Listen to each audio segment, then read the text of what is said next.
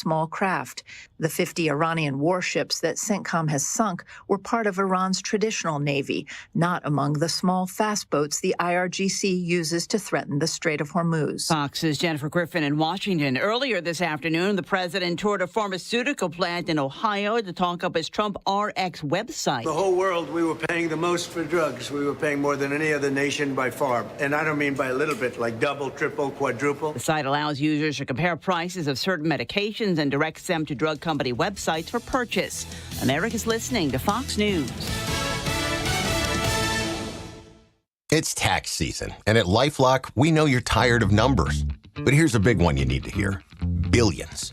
That's the amount of money in refunds the IRS has flagged for possible identity fraud. Now here's another big number. 100 million. That's how many data points LifeLock monitors every second. If your identity is stolen, we'll fix it guaranteed. One last big number. Save up to 40% your first year with promo code NEWS. Visit LifeLock.com for the threats you can't control. Terms apply. Here's a tale of Tina searching up and down for decent GLP-1s, but got spun around. Till Good RX wrote in, hey, we got something new. GLP-1 prescriptions, all FDA approved. Brand name meds, no flags that are red. Clear pricing from the start. None of those hidden fees in your cart. Delivered to your door or pick up same day. Darn tootin'. Save time and money on prescriptions. Hot foot it to goodrx.com/weight loss. GoodRx is not insurance. Ouch! The yellow light! I'm walking here!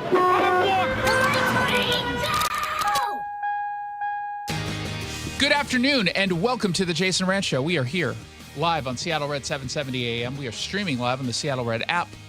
Online at seattlered.com. We've got a lot to get to, including Cliff Mass is going to stop by. Give us a little bit of a preview as to how bad the weather is going to be. I think it's end of times based on some of the reporting that I've seen. And we got an alert. It's weather apocalypse Mageddon. We're going to get into that and so much more. But first, oh, hey, a huge encampment is getting even huger. It's the Jason Rantz Show. It's What's Trending, brought to you by Legacy Group Capital. Common sense lending. What's trending? The homelessness crisis. So there's an encampment that we've talked about in the past, right outside of the Gates Foundation and Mopop. And we've talked with Andrea Suarez in the past about this. It's on private property, and people had noticed about, 2 months or so ago that it's kind of getting out of control. It's getting out of hand. And something needed to be done. Except, of course, nothing was done. And what happens to encampments when nothing gets done? Well, they get worse and worse and worse and worse. And of all the places that, if you actually care about how the city is viewed by outsiders, I know that city officials don't care what we think. People who either live here or work here or visit here, they don't care about local taxpayers, period. But generally, they at least pretend to care about what outsiders might think because they would like them to come here and bring their business, bring their conventions, etc. So of all the places you probably don't want, it's a big, giant spotlight right next to a huge tourist trap. Why would you want to highlight your failures on homelessness if you're the city of Seattle? It doesn't make any sense whatsoever. Nothing. Now, the reason why we're talking about it is because Como just visited the encampment. This is just like a block and a half away from where they operate. And it's just getting larger. It's larger and larger and larger and larger. The building that used to be in this particular spot, because remember, this is private property, burned down not too long ago. And it's just been empty ever since. And it was an opportunity back in November for these homeless people to set up camp, put up their tents. And not only did they remain there this entire time, but more and more and more people showed up, setting up their own tents. And it's become this large shelter. And in recent weeks, according to Como, a recreational vehicle has been parked on the lot. Now, in the past, when they covered this, Como was told because this was on private property that the crews weren't able to directly address it. But they say the Seattle Department of Construction and Inspections was notified, as were police. Both organizations are available to support property owners in responding to this encampment on private property if the owner requests it. Then police can go in and enforce a no trespassing agreement and then clear the land. They say the owner would also be responsible for securing the site with fencing or other measures. But according to Seattle Human Services Department, there have been offers to help, but the homeless people aren't accepting it. The property owners have been told about their options, but apparently they're not moving forward with it. Como says they reached out to the company listed as the property manager to see what steps they're taking to address this, but they're not hearing back from them. So at that point, this is where willful laziness comes into play. The city doesn't want to clear homeless encampments. And so they take a situation like this and they try to deflect and put the blame on the property owner. As if, by the way, it's the property owner's fault that the city of Seattle allows these homeless encampments to proliferate. But okay, the property owner has some, stake in all of this. They are supposed to at least call the police and put up the no trespassing. So let's just say, for the sake of argument, they don't want to do it. They don't want to take on the expense of putting up a fence. They don't want to get messy with the city. We'll just stay out of it. We don't care. We're not going to use this property for anything. It's not harming us at any point because what are you going to do? The property is burnt down. Wouldn't you then at that point as the city say, well, now we have to step in and do something because the property owner, when given the opportunity, is choosing not to. Their hands are not tied. The city can't just say, it's a private property. We have no rights here. Okay, so if that private property owner decides not to pay taxes, do you not do anything? It's like, well, hey, we sent them some letters. They're choosing not to pay those taxes. Or if a property owner doesn't want to follow any law and allow for gambling on that site, you just say, well, it's private property. We have no say. Why are they pretending that they can't do anything? Because they don't want to do anything. They don't want the mess. They don't want the activists upset with them. They will strategically remove some homeless encampments when they think that they can do it without activating the activist left. They'll act at that point. And of course, they'll tell us, these people, you got to act with compassion. They're living out on the streets. They need assistance. I mean, all you have to do is ask the homeless people there. They don't even want to live there. It's weird because they get offered assistance and they choose not to leave, like this guy, Vadim. We try our best to do what we can to keep it kind of organized and tidy. So real quickly, your best isn't good enough. It'll never be good enough. And I say this with some respect. You're a homeless man. Okay? You're a homeless guy. I don't expect that you're going to be able to keep the encampment in tip-top shape. I don't have that expectation. I can hear in his voice, this is not someone who is responsible. Now, you can go ahead and chide me for that. I suspect that there might be some drug use. Never judge a book by its cover. No, I judge. I shall judge. There's reason to judge this book by its cover. There's a reason here. You're living out on the streets for a reason. And you've been offered help. Again, any homeless person, especially in Seattle, who says that they've never been offered any kind of assistance, I will always assume, unless they became homeless last night, they're lying. They're lying. But let's listen to more of this guy talking with Como. So, people aren't afraid to come here. The fact that it's private property, it's a positive that we can't be kicked out by the authorities. I don't know anybody that wants to live like this. Definitely, I don't want to live like this. Okay, so you'll go into a shelter right now? Oh, I didn't say that. I said I don't want to live like this, not that I won't. They've been offered shelter. And again, even the city is saying we're offering them assistance, and they're saying no. They've been resistant. Maybe not every single person. Maybe some have said yes. But this is what we talk about when you hear the term service-resistant homeless. That's what we mean. We're talking about people who have been offered the services, and they're still saying no over and over and over again. Here's another man who lives here. His name is Blake. And he says they congregate there, so they're left alone. Yeah, we haven't gotten any offers, any help of any sort. Nothing. The reason why we're here is so that we don't get harassed by the police and stuff. Again, not to judge him by his voice or his appearance. Got some problems. Is that fair to say? Got some problem? Just some? They all have that exact same cadence in their voice. Every single one. And it's not just cadence in their voice, it's probably drugs in their system or booze in their bloodstream. But again, when they tell you, I haven't been offered any help, they're not being honest. They're not telling you the truth. And the city is too lazy to do anything about it. They just don't care. Let's find out what else is trending once he pushes the button, which will be about What's now. trending in the media. So Brandy Cruz, along with Ari Hoffman and Jonathan Cho, they sued the House Democrats because they wouldn't give them a pass as media members to cover the legislative session. They got in front of a judge asking for a temporary restraining order against the decision by the Democrats to not give them access to the press area, and they ended up losing that temporary restraining order. Now, Brandy will be on the show tomorrow to talk a little bit more about this, and she went on her own podcast, Undivided, and she had some observations we'll get into in a second here, but it's interesting. I separate out Brandy and Ari and Jonathan. And I separate them out in this way. It's actually not to Brandy's benefit, actually. Although she should 100% be there because she is, in fact, a journalist.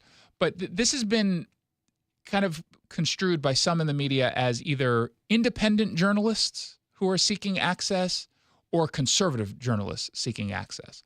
Brandy is not a conservative. She holds some conservative views. I've known Brandy for over a decade. She holds some views, and she's changed her views. I've finally been able to get through to her on some stories, on some topics, but not everything. She's a journalist. She's independent. Ari is not independent, and Jonathan Cho isn't independent. They work for outlets. And you can even argue that Discovery Institute, where Jonathan works, is not a media outlet, but he does media for them. So I'm putting him into that bucket. I'm not an independent journalist. You know why I'm not an independent journalist? Because I don't work for myself. I work for a business. And it's not just Seattle Red. I work for Bonneville, which owns our cluster of radio stations, and SeattleRed.com. That's who I work for. That's who I represent, not my personal views, but that's when I'm out and I'm working as a journalist or talking right now, I represent them. Those are two separate things that the state isn't taking into account at all, that the media isn't taking into account. And the reason why you're not seeing a bunch of media outlets getting upset about this is because they're just, number one, putting them all into that bucket of conservative and independent. They don't want to back conservative media outlets. They hate me with a passion. They'll steal my stuff when they can, Jackie Kent, but they hate me. Some will secretly talk to me and be like, hey, good job. There's like a handful of actual conservatives who work in media here, but they're not open the way I am. But they don't like conservatives, and they definitely don't like independent. Independent media poses a huge threat to so-called legacy media outlets like Como or King or Cairo or Fox 13 or the Seattle Times, Tacoma News Tribune, et cetera. And they don't want any competition. A lot of these people see themselves as sort of above the likes of the independents or the conservatives. We're not respected as actual journalists. But if they actually cared about press freedoms and press access, they would be on Brandy's side on this. But of course, they're not. And it was something that she noticed at the hearing. I think it was on Tuesday. Here's Brandy. My blood was boiling in federal court yesterday. And it was because there was a pack of legacy news reporters sitting on the side of the government. Sitting on the side of the government behind them in solidarity with the government. Reporters from the Seattle Times, a couple interns from the Seattle Times, in a little pack. Can you imagine? I mean, I was actually... Duncan was there, by the way, but not in... He was sitting behind Brandy. Just FYI. If you saw any of the videos from the courtroom, that little kid, that was Duncan. Actually embarrassed for them. As much as I detest the Seattle Times and many other legacy news stations, I would never argue against them having the ability to question people in power. I would say the more the merrier. Now, your questions will probably suck, but have at it. tucker yourself out. It's because I believe fundamentally that more people questioning power is always better. But imagine that. A pack of legacy reporters siding with the government to keep us out of Olympia, to make sure that we couldn't be on the floor of the House last night during the income tax debate. Made me sick to my stomach. And to what end? What do they lose by me being in those spaces? Genuinely, what do they lose? Nothing. They can continue to do their job. I'm not stopping them from doing their jobs. I'm just doing my job too. I'm asking questions as well. And if that doesn't tell you, we are working for you. They are working for themselves. They are working for the party in power. And not only is it pathetic that the media isn't backing another media member, which again, I don't get backed by local media outlets either. And I said this on air before, part of me is tempted to put in a request for a media pass just so they deny me so I can make a big stink about it. And unlike Brandy or Jonathan or Ari, I could hop on television nationally and put a giant spotlight on this that would embarrass them over at the House Democrat. I'm not going to do that because that would be in bad faith, because I have no interest in going down. Maybe that changes next legislative session. I don't know. But I don't like doing stunts that's for me. And that would be a stunt that's purely for my own personal gain. I just don't like doing that. But I'm not going to lie. I wanted to. This is a little tiny part of me that's wanted to do that. But if they truly cared about press freedoms, they would be backing her. They would be backing any concern. It shouldn't matter that it doesn't matter to me or to Brandy that the Seattle Times reporters are liberal if they were to be denied access. I would say that that's wrong too.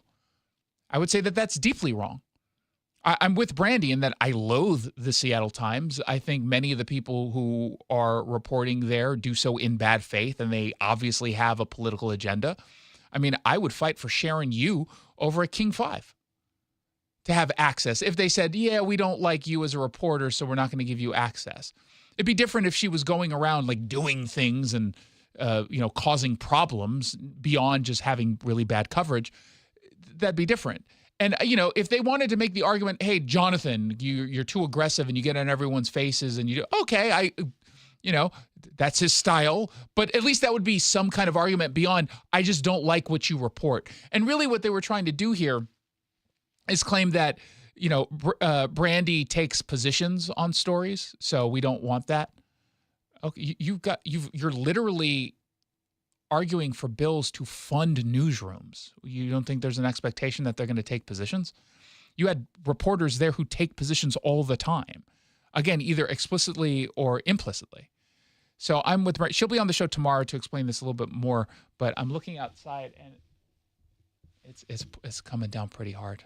Let's get our next guest on the line and find out what else is trending. What's trending? Weather apocalypse Mageddon.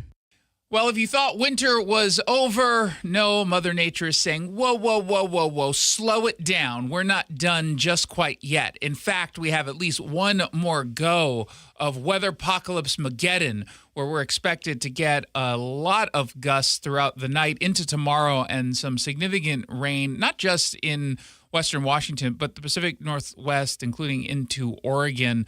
The alert went out for high winds starting about 90 minutes or so ago, and it's expected to go through at least 6 a.m. tomorrow. Join me on the line to discuss the end of the world as we know it, courtesy of the weather. And I feel a little chilly, I'll be honest. Cliff Mass from the University of Washington, Atmospheric Sciences professor. Thank you so much for coming back. Sure, no problem. So what actually are we going to experience throughout, at least overnight into early tomorrow morning? Well, this afternoon, the winds are going to pick up, and I expect gusts in central Puget Sound getting up to around 40, 45 miles per hour. So, that's pretty significant. It's gusty. Yeah. There'll probably be a few scattered power outages, but nothing more than that. There'll be stronger winds in the Strait of Juan de Fuca. As a low center moves past us, I expect winds to surge from the west through the Strait, and winds could get up to 60, 65 miles per hour there. So that's a little bit more serious. But considering this is the end of the winter time and the trees have already been tested, I don't expect, that many power outages. So, it'll be breezy, but not the end of the world. So that's the wind side. Then there's the rain and snow side, which is maybe more interesting. And so we have a few atmospheric rivers that'll be heading towards us. One coming in right now, and the bulk of the rain will be from Seattle southward, and particularly in the southwest part of Washington State. They're going to get pretty hard. From maybe Olympia down to the Portland area and in the mountains nearby. And so some places will get 4 to 6 inches of precipitation. Oh, wow. Some of that will be snow in the higher elevations. So there could be several feet of snow from the northern Cascades of Oregon into the central Cascades of Washington. So there'll be some real snow, and a few places get even higher. So that's really good news. We're going to get snow exactly where we need it, exactly where it's low right now. Any threat in northern Washington, like if someone's going for a long weekend in British Columbia for snow? Well, there will be some up there, but the bulk of it is going to be south. And that's actually very good news, because if you look at the snowpack right now, it's about normal in the North Cascades, maybe slightly below normal. So they're fine. The place where we really need it is the South Cascades and in northern Oregon. And that's exactly where it's going to pick it up. So this is good news all around. So the people that are screaming about drought, they won't be able to scream quite as loud when this event is over. Oh, well, so that's clearly not true, because I can already tell you what the headline will be for the Seattle Times. Despite record wind, snow, and rainstorm, Washington still suffering with a drought due to global climate change. You know that's how they're going to frame it. They're going to say, yeah, yesterday or last night, which is tonight, is going to be some dramatic weather event. However, not nearly enough for the dramatic truth that Republicans don't want to acknowledge about climate change. Well, you're probably right, but the point is that this is not the end of it. The atmospheric circulation has been somewhat unlocked right now. It's not like it was in January, where things were pretty dead. So, we have these 2 series of storms coming through this week. There'll be a little bit of break, but the models going out in the future have other systems coming in. So this is very important. Getting precipitation now is golden, because we can store every bit of it in our reservoirs. It can moisten the soil. So before we get to the dry season, we're getting hit hard with precipitation, and that's very favorable. What about this blizzard warning I saw from the National Weather Service? That's right. They have a blizzard warning. I think that may be a little bit over the top, especially in the central Cascades, those passes. I mean, there'll be snow and there'll be some wind, but, whether it'll be a full-blown blizzard, I'm not sure. But they certainly will get a foot or 2 of snow, which will be good, and it will be gusty. So I don't know if it should be a full-blown blizzard, but it's definitely going to be snowy and windy up there. Okay, well, there you have it. Sounds like it's going to be at least a little bit fun. We don't normally get this kind of rain, at least in the Seattle-specific city. It seems like we're always escaping that. We'll get the wind lately, at least the last year. I heard someone the other day said he felt like this winter was unusually cold for the region. Any input on that? What's your take? I don't think that's true. Right? Yeah, I don't either. It hasn't felt. I don't think that's true at all. And the question about Seattle being a little bit on the drier side, well, that's very typical. Yeah. Because we're in the rain shadow of the Olympics. People don't think about it, but we are in a rain shadow. We have a big mountain range between us and the ocean, and that has a big impact. So, don't expect it to be so heavy here in Seattle. There you go. cliffmass.blogspot.com if you want to go to learn a deeper dive into what's going on with the weather. He'll tell you what's going to happen days in advance, and he'll mix in some commentary about how awful the Seattle Times happens to be every so often. Cliff, thank you so much for stopping by. Good to talk to you. You're listening to the Jason Rantz Show on Seattle Red 770 AM. When we come back, we're going to dive into the big local. Meet Matthew Preston.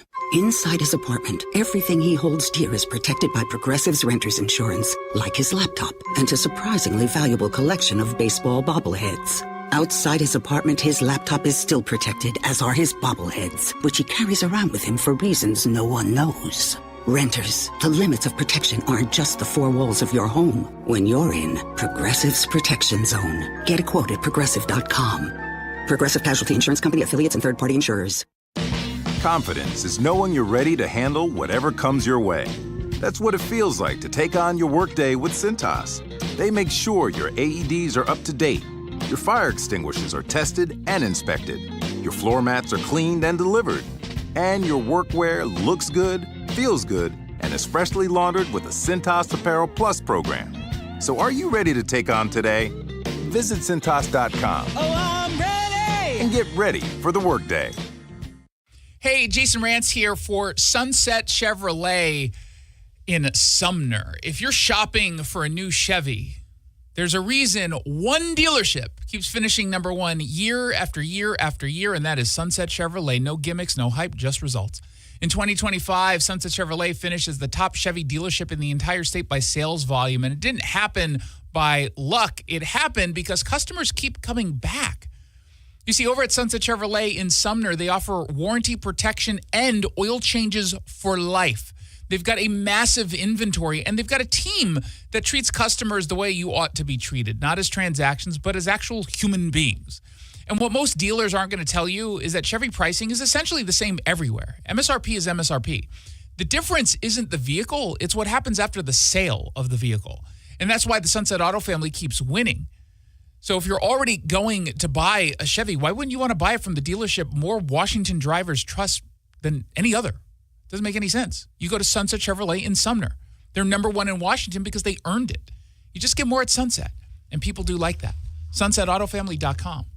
Spring is right around the corner, but the perfect time to start your outdoor project is right now. Natural Design Landscaping has been serving Seattle and the East Side for nearly 30 years. They design, build, and maintain stunning outdoor spaces, from full makeovers to weekly maintenance. Beat the spring rush and get your yard project started today. Mention Seattle Red and get 10% off your first service. Visit naturaldesignlandscape.com to schedule your consultation. Natural Design Landscaping, let's build something wonderful together.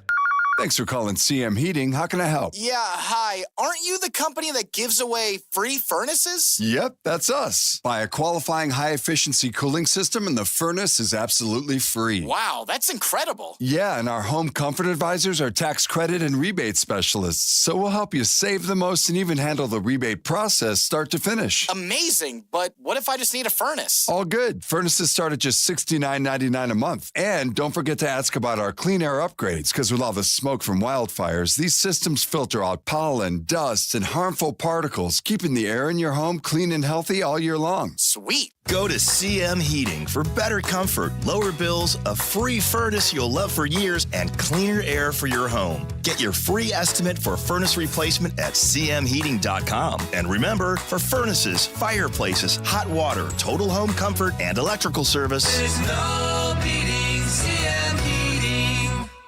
Many financial plans include some level of tax awareness. When retirement begins, considering taxes isn't enough. One overlooked tax decision can quietly cost families thousands over time. At Madrona Financial and CPAs, your plan isn't built around products. It's built around coordination. Licensed CPAs and experienced advisors working together, aligning investments, retirement income, and intergenerational planning using tax-efficient strategies. Madrona Financial and CPAs. Planning built on credentials. Madrona Financial Services is an SEC-registered investment advisor. The liberal left spin machine lives on the left-wing media outlets. You know the ones. Iran may or may not be a bad actor, but they are a bad actor. It's also where you can find Jason Rantz. Okay, it's not they may or may not be a bad actor. They are a bad actor. Defending our conservative values. But it is not a discussion at this point for any serious person to say that Iran might be a good actor. The same way he does every day, 3 to 7 on Seattle Red on 770 and the Seattle Red app. Snoqualmie, Mercer Island, Des Moines. This is the Big Local on the Jason Rantz Show. Shoreline, Woodinville, Burien. Stories about you, not about Seattle. Hey, look at the time, 4:30 on a weekday afternoon. That means it's time for the Big Local, brought to you by The Scott Jennings Show. Heard weeknights from 8 to 10 right here on Seattle Red, 770 AM. This is the part of the show where we completely ignore the stories coming out of Seattle and instead focus all of our attention on the communities you live in and care about most.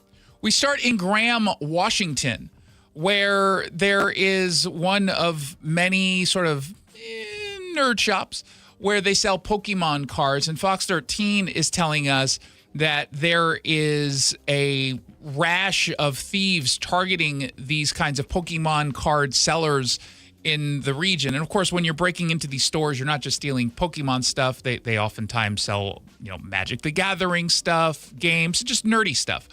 And they talk about how this one shop in Graham just suffered as two thieves made off with thousands of dollars worth of Pokemon cards after breaking into this business. And it happened at Next Level, the Gamer's Den.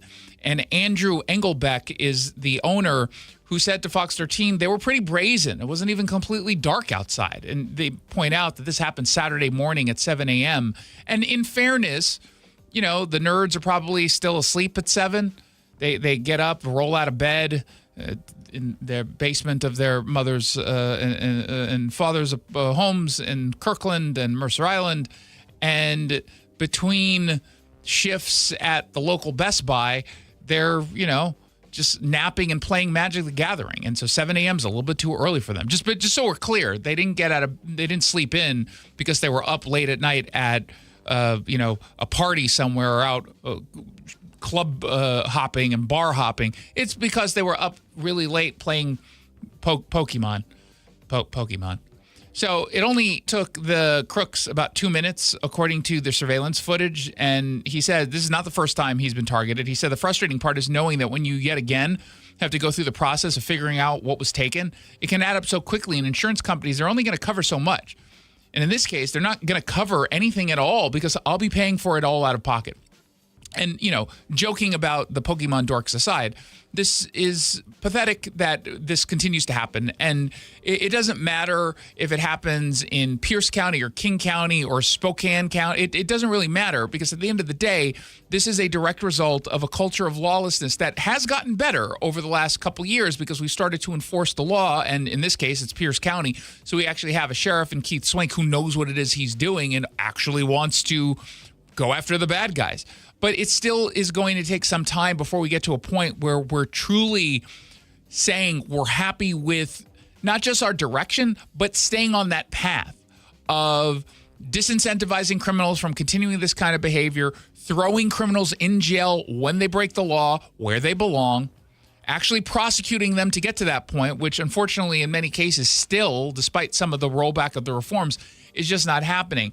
And until we have sustained periods of actually taking crime seriously and throwing the book at people, it's just going to be a really slow go to get to a point where we were, generally happy in 2019, 2018. I don't recall everything we talked about 2018, 2019, right? I mean, in a lot of ways, it's what happened before COVID. I barely remember anything at this point, and I don't suffer from long COVID. It's not a memory lapse. It's maybe just because I was so traumatized by the abuses that we had to sit through for 4 years.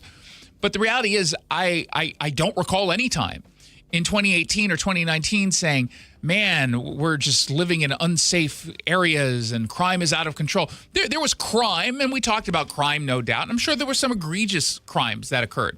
But we weren't having this bigger conversation about this culture that criminals are taking advantage of, where they feel like they can get away with virtually anything, where there's this expectation that if they even are caught, which is unlikely, that they're not going to get prosecuted or they're not going to get a judge who throws the book at them, right? We never had that conversation. Then 2020 happened. All of these Black Lives Matter inspired reforms were put into place.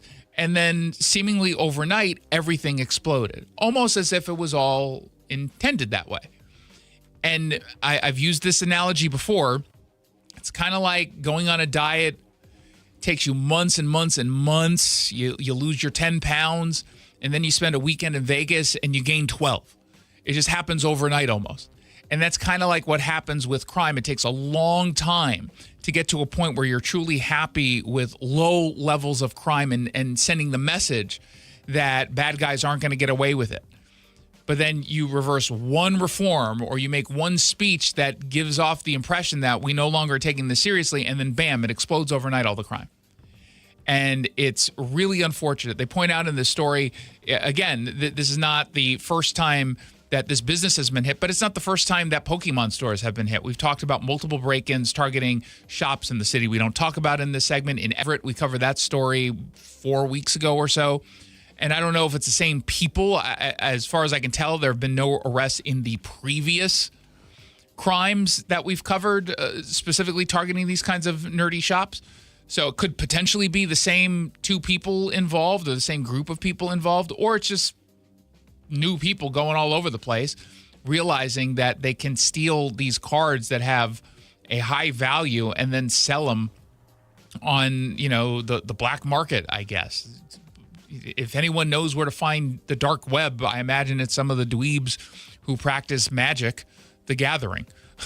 But it's also possible that there's still enough of the cards in circulation and they're for sale that it might be hard to track back or trace back specifically to a criminal. I don't even know how you traffic in these hot Pokemon cards. Perhaps it's not even in the state of Washington that they're selling them. Maybe they're doing it online for international buyers. Maybe they're heading over to Oregon.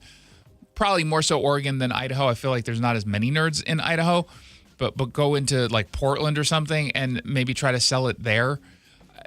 Obviously, this is not like the traditional crime that we cover of some drug-addicted homeless person who's just breaking in so they can feed their habits. Something like this indicates they do, in fact, know what they're doing.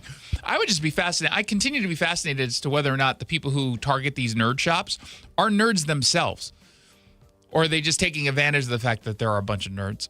Meanwhile, we'll stay in the general area because there's a place in the north end of Pierce County called, or it used to be called Sammy's Pizza. They changed the name to Bigfoot Pizza and Bar. And the News Tribune has this pretty long write-up about how neighbors have been complaining for a while now about the noise and the late-night activity outside of Bigfoot Pizza and Bar. And, this is an area that they call a sleepy corner of the North End. But lately, people have been upset because they're seeing and hearing a lot of noise, a lot of kind of shenanigans going on outside of this shop when they started hosting karaoke nights a little bit more frequently. So, the kind of activity they're talking about, generally, it's tied to the noise. It's, probably drunken dorks who went out for a night of karaoke and they're not ready to call it quits at the end of the night. But the complaint started out in January. Then, it escalated a little bit because there was a report 3 weeks ago about shots being fired near this restaurant. Tacoma PD went out and said they got 7 different calls reporting the sounds of gunshots, according to the Tacoma News Tribune, but they weren't able to make contact with anyone who was either a suspect or a victim.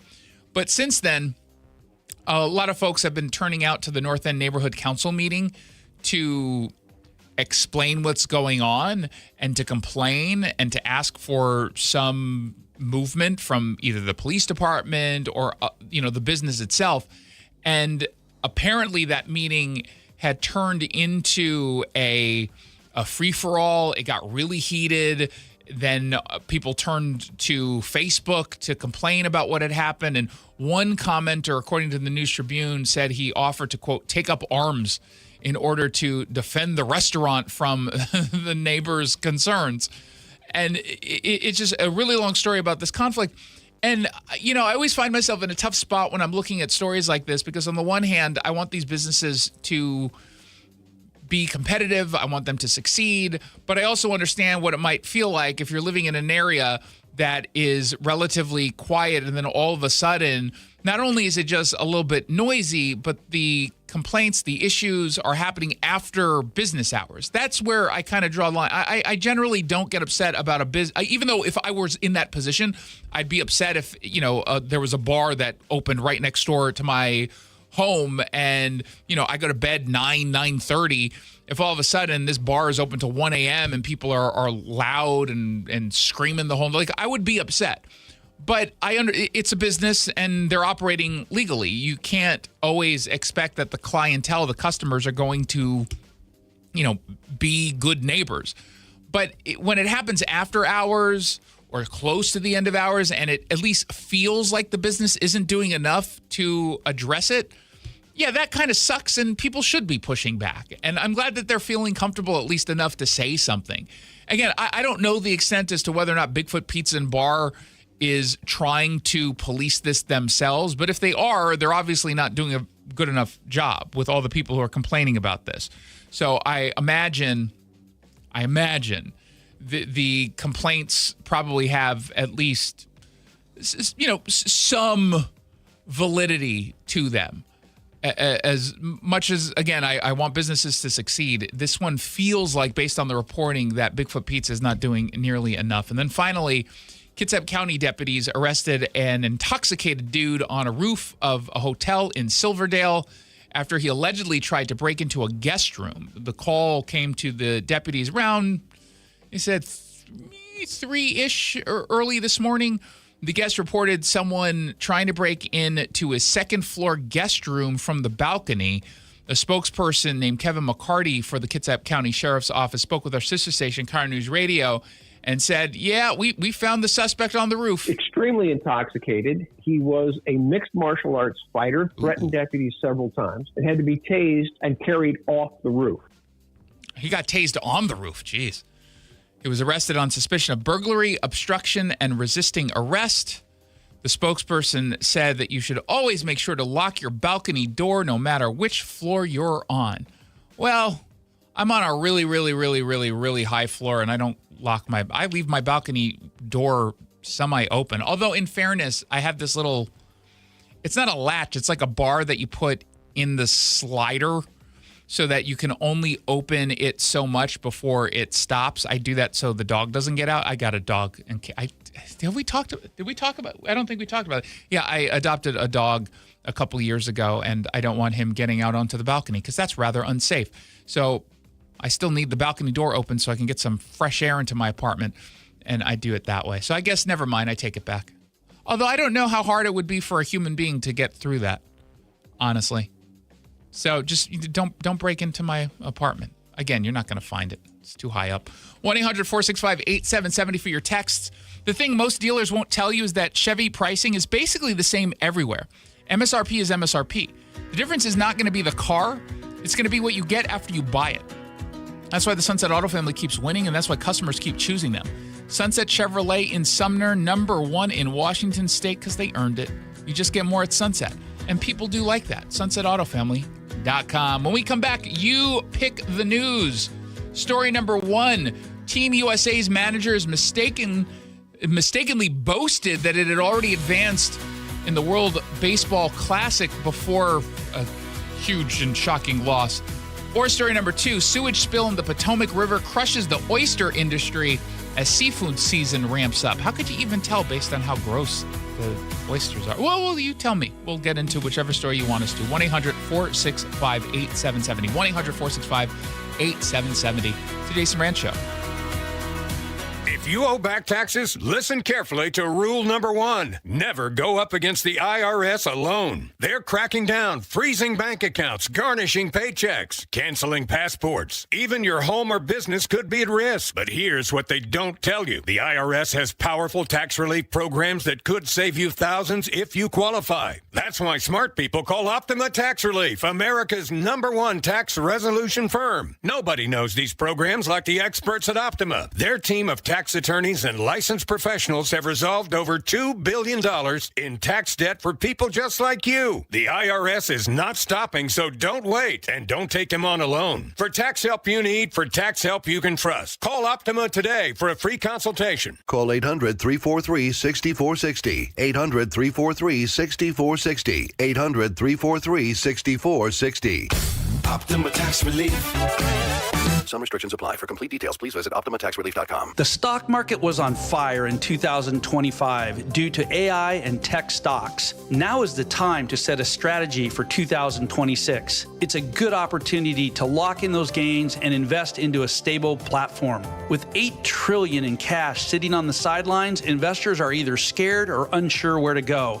Hi, I'm Scott Rireka, CEO of Legacy Group Capital in Bellevue. Legacy Group Capital develops local real estate, lends money, and shares the profits with our investors. Diversify with Legacy Group Capital. Invest into our Northwest Fund, which is currently delivering 9% on a fixed rate term. It's our flagship fund for 19 years with zero investor losses. And yes, we do accept IRAs. Find out why 1,300 local investors have invested over $350 million. Legacy Group Capital at legacyg.com. This is not investment advice. Investments available to accredited investors only. Details at legacyg.com.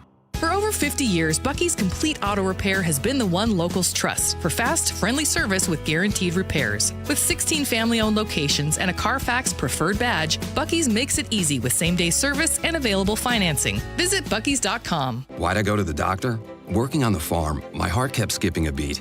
I didn't think much of it, but my daughters made me get checked out. Turns out I have atrial fibrillation, which increases the risk of stroke about 5 times. Symptoms like irregular heartbeat, heart racing, chest pain, shortness of breath, fatigue, or lightheadedness can come and go. But if it's AFib, the risk of stroke remains. If you have symptoms, contact a doctor. I'm so glad I did.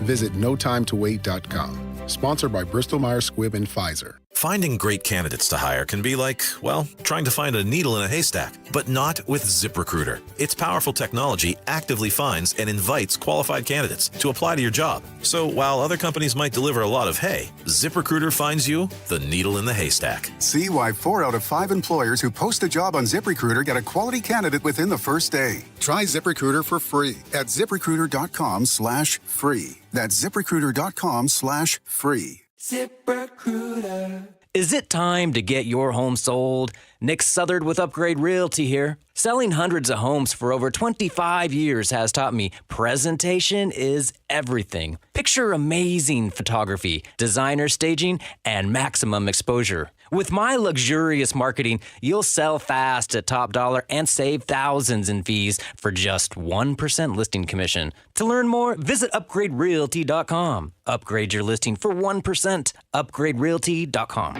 Hey, this is Pete from Home Matters. Tune in this weekend when we'll talk with local business owners about everything in and around your home. Join us on Saturdays from 2 to 3 right here on Seattle Red, or listen to the podcast on mynorthwest.com.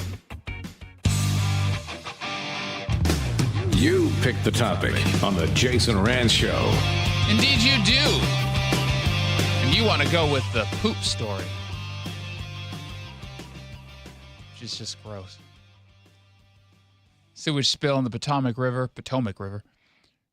apparently is destroying the oyster industry because seafood season is starting up. And, you know, they like to go into the waters and pull out the oysters, but like oysters without poop on them. How is this story still out there? They still haven't figured this out? 200 million gallons of raw wastewater. That's a lot of poop. Ugh. And, well, hey, NP, it's not just poop, has gone on to the Potomac, still rippling through the region's seafood industry, according to Fox News. Officials say water quality has been improving, and, you know, we believe it's going to continue to improve, so that's obviously good news. But will it improve enough to not impact the peak oyster season? Seems like the answer is no. EPA Assistant Administrator for the Office of Water, which sounds so boring, Jessica Kramer, spoke with Kaylee McEnany over the weekend. It's hard to tell right now exactly how long the impact will be felt, but I can tell you one thing. Under Trump's leadership, we are going to get this cleaned up as soon as we possibly can, and we are taking expeditious efforts to do that, including having representatives from the Corps on site this morning doing their own assessment of whether or not the infrastructure that has been constructed by DC Water is sufficient. And to the extent that we determine that it's not, we have resources ready to deploy to provide our own infrastructure to fill any gaps. They say over at Fox, even though watermen are harvesting oysters 60 to 100 miles downstream from where the sewer pipe collapsed, buyers are reluctant to purchase anything from the Potomac River because of the perception, not necessarily actual contamination, that it's filled with poop. And I imagine, oysters already look like phlegm. Like someone hocked a loogie into a shell. And it's like a rock with a snot in it. Yeah. So gross. So now I wouldn't, would you feel comfortable eating anything that came out of that river? Oh, God, no. I don't know wouldn't if I would feel eating that an way oyster ever. generally. But yeah, pushing that, because I was at Shuckers, I think it was, at the Olympic Fairmont last night. I ended up having the, what did I have? What was this? What did I have last night? I don't even remember. And it was good. Well, some fish I had. I had fish. Scallops. I had scallops. And it was really good. I actually like scallops. Scallops are outstanding. They're really good. Because I hate clams, mussels, and oysters, but I love scallops. I weirdly like mussels. I don't know if I like clams. I kind of sometimes will like crab, but I will not eat an oyster. I just cannot do it. And I think it's mostly because it's not cooked. That for me, that's the bigger issue, even of the mouthfeel that I think it has, because I've never actually had an oyster. But my friend had ordered 18 oysters for the table, and there were only 3 of us. I'm like, I'm not eating a single one. And I knew that they were going to try to pressure me into eating one. And they come out, and there were some of the oysters were small enough where I thought to myself, if I wanted to, I could probably get through this, because it wasn't I definitely can't do the big jumbo oyster that just looks like a tongue was cut out of I can't do it. But there was some. And what did they do? They pressured me into eating one. You know what I said? What? Get out of here. No, I'm not eating anything.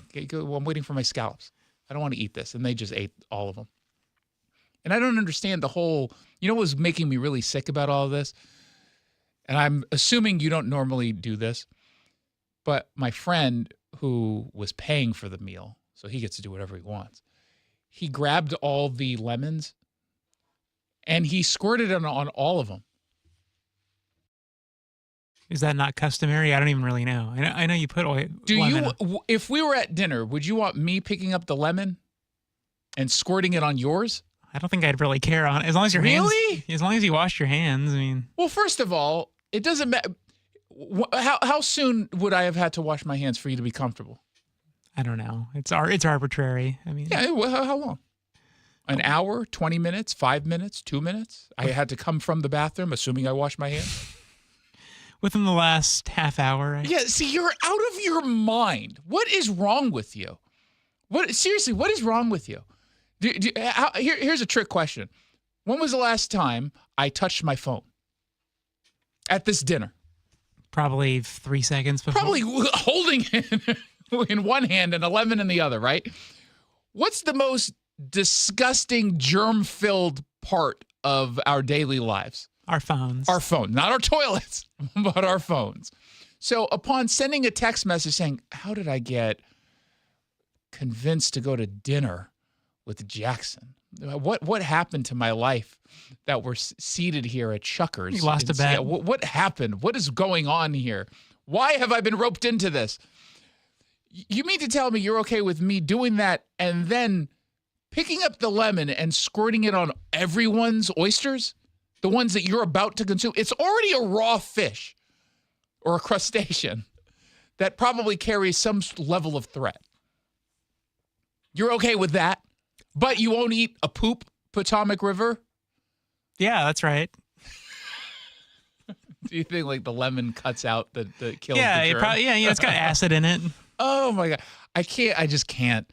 I realized someone texted in a little bit earlier when we were talking about the Mariners menu.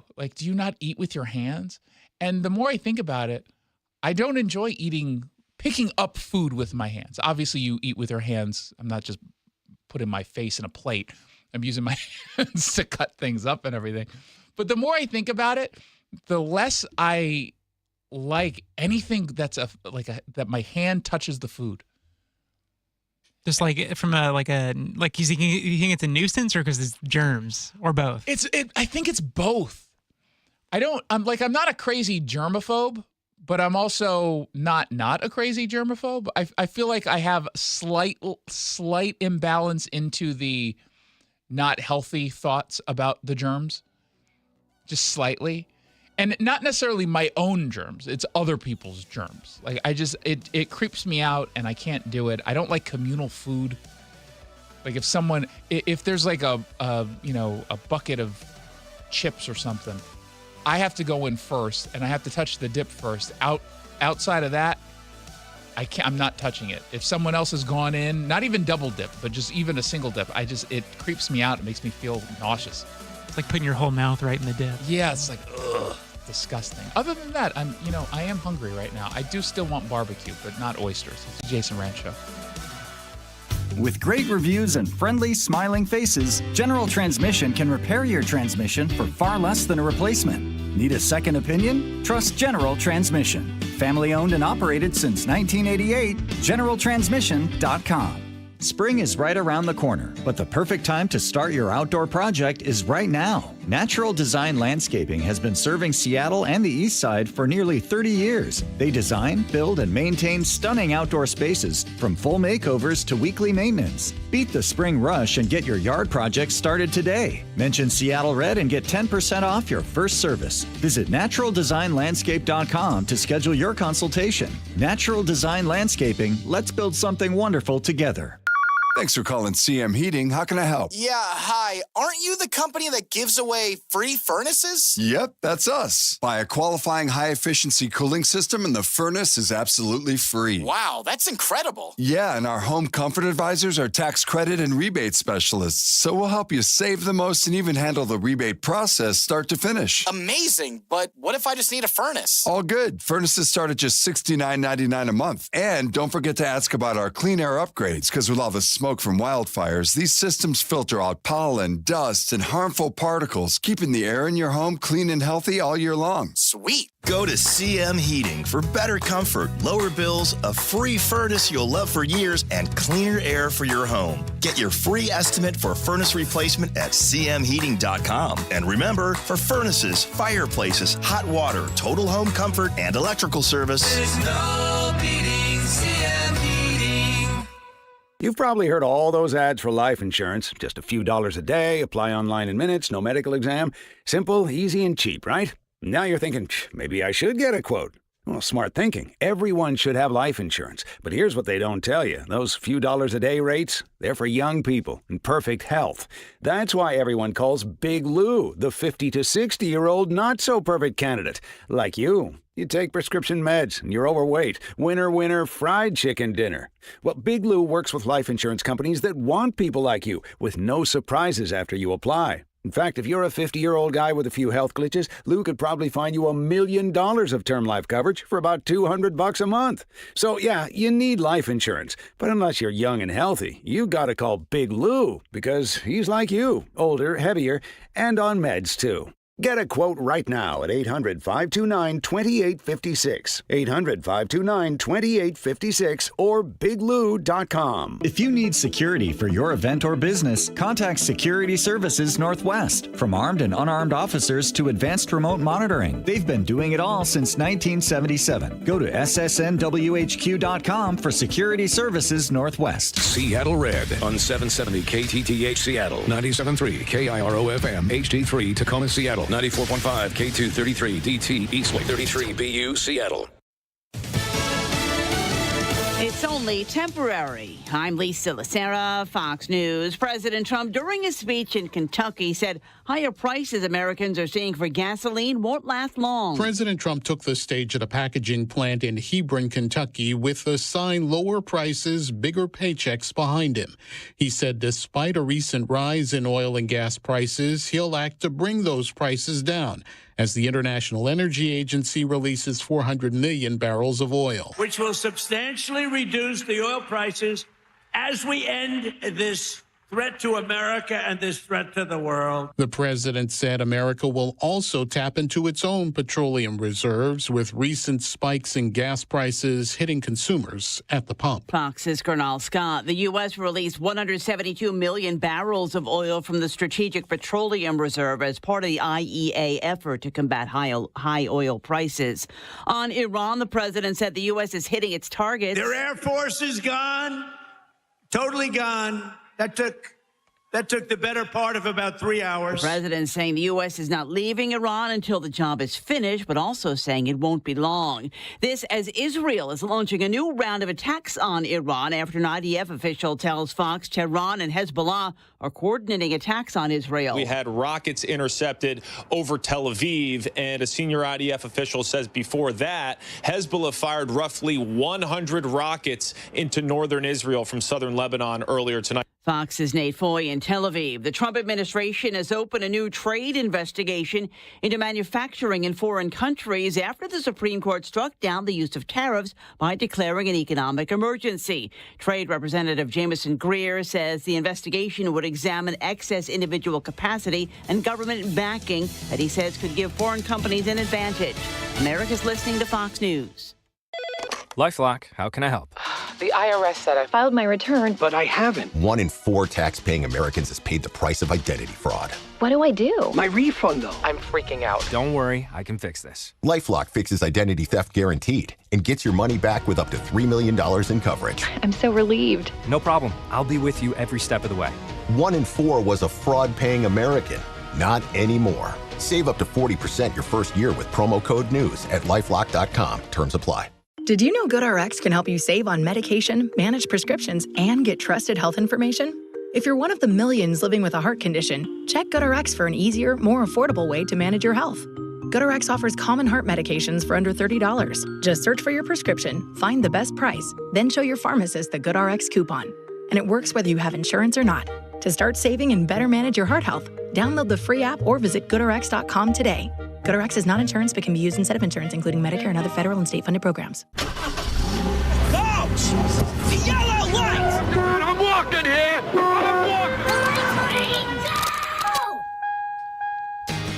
Good afternoon and welcome to the Jason Rantz Show. We are here live on Seattle Red 770 AM. We are streaming live on the Seattle Red app, online at seattlered.com. House Democrats passed their income tax that's going to hit you. It's not just about going after the millionaires. State Representative Travis Couture will stop by to break it all down and tell us what are the next steps, if anything.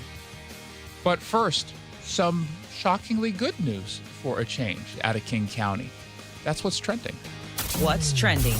Crime. I don't say that in any, snarky, sarcastic way. We actually got some really good news out of King County. The sheriff's office reporting a 22% drop in overall crime, which means it's a safer place to live, work, and hang out.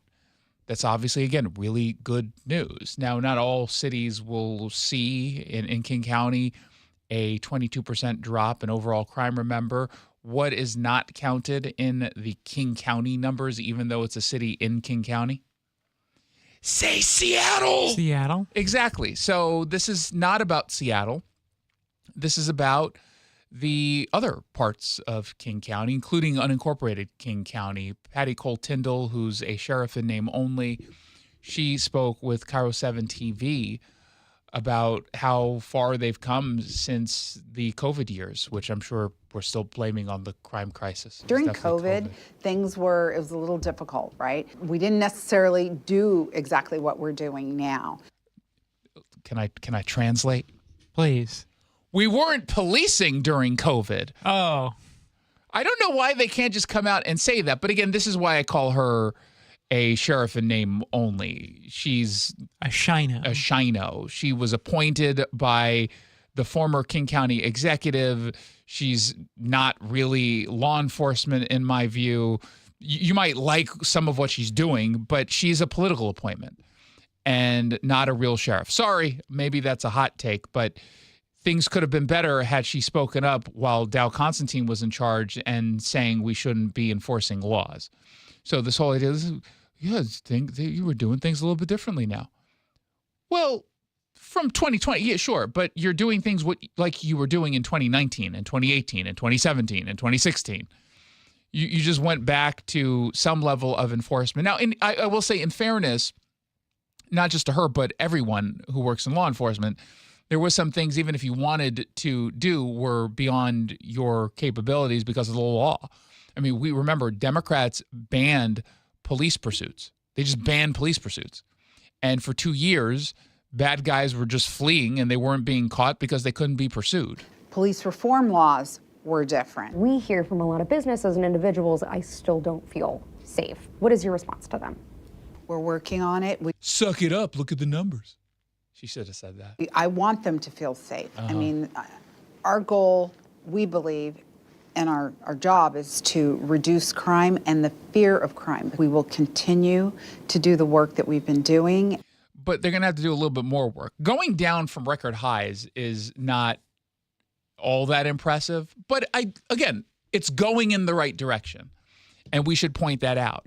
They're still dramatically underfunded and understaffed at the King County Sheriff's Department. I don't think there's a sheriff's office out there that's truly fully staffed, at least of the mid-size to large counties in this state. They're all pretty much down. Same thing with local police departments, local agencies. They're just not doing so hot because, well, it turns out that when you for years tell people that getting into policing makes you a white supremacist, terrorist, Nazi, blah, blah, blah, people have a tendency not to want to get into that kind of work. Now, the sheriff in name only said she feels good about our future, but we still have some challenges. I'm optimistic that we can get back to a lower crime rate, but there's a number of things involved, right? One is getting these firearms off the street. Two is us holding people accountable. Now, that last piece is an important one, and this is precisely why I want sheriffs to be elected, not appointed. That becomes a political issue that she's only going to speak about if she has, number one, the support of, in this case, King County Executive Gurmai Zahalai, and number two, her positions are in alignment with his political positions. And frankly, they're not. He's not been the worst case executive that some people thought yet, but that could, of course, change. That could obviously change. And as I said, there's some people who live in certain parts of King County who are saying to themselves, yeah, I mean, it's great that the numbers are trending in the right direction for a county, but that doesn't mean it's trending in the right direction for my city, nor does it mean that I feel safe as this Burien resident named Honesty. That's actually her name, yes. Yeah, tells us. It'd be shocking if she lied here. That's very shocking. My car has gotten broken into so many times, and, you know, my wallet has been stolen. You're lying, Honesty. You're such a liar. You don't even have a car. I'm on to you. We're going to call you Dishonesty. Could you Dishonesty? Like by criticizing? Oh, you just dishonesty. Stop with this dissing honesty. See what I'm doing there? Yeah. It's a play on words. That's a good dad joke. You son of a... How dare you? Here's another resident named Dishonesty. How odd is it that they had honesty and dishonesty in the same... Oh, no, it's just Stacy. I don't know who to trust. It's my understanding that her mom has got it going on. I think it was actually a man. Stacy? That's what it said in the article. I knew a male Stacy. Oh, there you go. I knew a male Stacy. I don't know how common that name is for men, and I don't mean like a trans person, a biological male named Stacy. Mm-hmm. Just saying. Seems like kind of like a British guy could be named Stacy or something, like, you know. A British guy? Because I feel like in the UK, a lot of like... It's not Leslie. What we would view as female names, they have like, there's like men named like Ashley in England, you know. Ashley is not a female only name. I've never seen. I don't really. Although the only Ashley I know who's a male is British. There you go. And he's on Fox Business. Especially over towards the White Center area. Okay. Seen a lot of King County sheriffs there showing up and actually making a presence. So I think that makes a lot of difference. Okay. I mean, it's certainly true when you have more cops around. Shocking, I know, the likelihood of crime decreases. Remember that whole talking point from folks on the left? They were telling us that having more police doesn't mean less crime. Crimes still occur. You do understand that police officers show up after the crimes to investigate. You got that right, dummy? Remember that line? Or they would use like completely inverted logic. Well, the places with the biggest crime have the most police. It's like, well, yeah, the cops are there because that's where all the crime is. These people are so dishonest. Otherwise, good for the King County Sheriff's Office, numbers going down. Although, again, just make sure we're keeping all the media outlets honest on this. It's going down from record highs. I'm not complaining that it's going down. I'm just simply saying when we go down from a record high, I don't care if it's 22% or 200%. Still depends on what that raw number is. We're not at the levels of 2019. Not when it comes to, violent crimes or property crimes. We're just not at that level yet. That's it. You can push the button now. What's trending international? So this is really interesting. So number one, and these are two related stories. The Iranian director of soccer federation, whatever, he said earlier today, or maybe late last night with the time difference, that the Iran national team is not going to be traveling to the United States for the World Cup because they cannot be protected from the evil American regime, blah, blah, blah. But the reason why they're not going to allow the Iranian team to come to the United States is they know many players and staff will defect and not want to go back and seek asylum here. The reason why we can honestly surmise that's behind this is because the women's team just did that in Australia. Not all women's players did that. There were some players, a handful of players, as well as some staff, which I feel like we don't have to accept the staff, right? I'll take some of the players because that could be this. I don't know, just I don't know if I want them, but they defected, and at one point they were not just offered asylum, but there was video taken. And take us through this. Did you see the video of the activists? Yeah. Like it was in, I guess, whatever housing unit that they were staying in. It was in like a stairwell, yeah. Yeah, and there was the Iranian, I don't know if it was the IRGC, even though they mentioned that. Whoever was doing the security for the Iranian team, they were trying to keep the players in this hotel or the housing unit that they were in. And there was an activist there who I guess was both documenting what was going on to show that the players were trying to escape and stay in Australia, which I don't know if I would stay in Australia, even though I want to go somewhere else. But also I think they were trying to play, were they trying to get in the way, it seemed, of the, like, as a distraction as well? I mean, she was certainly... It's a little unclear, yeah. But I couldn't quite tell, but she did document it, and it was pretty, like, crazy what had happened, and that there was film of it is just even more insane. Yeah, IRGC, no, it's Australia now. You're in Australia, mother. You're in Australia. You better run. There's something super goofy about the accent, though, that I can't take quite seriously when you're trying to do this whole, oh, you're in Australia now, matey. Whenever I hear an Australian talk, it's like, okay, come on, that's not your real voice. Yeah, it's like, why are you putting on a fake accent? It sounds fake. Yeah, we're going to get you now. We're going to get you now. It's. You better run. Yeah, you got no rights here. Okay, I don't know if that's the brag you want in Australia.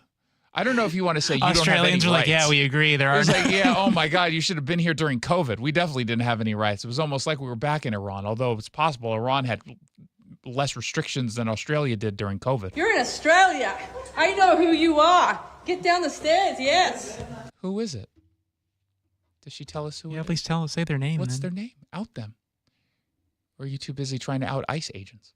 You can't run now. What cowards are you guys running? Yeah, cowards. Are they is she trying to get punched in the face? Because I would not target the IRGC in this way. I feel like they might not have restraint, and they might just attack me. I'd film maybe, but I probably wouldn't do the taunting stuff. The news is gonna love this. Yeah, where's the smiles now? IRGC. Get the out of our country, IRGC. I mean, you did invite them.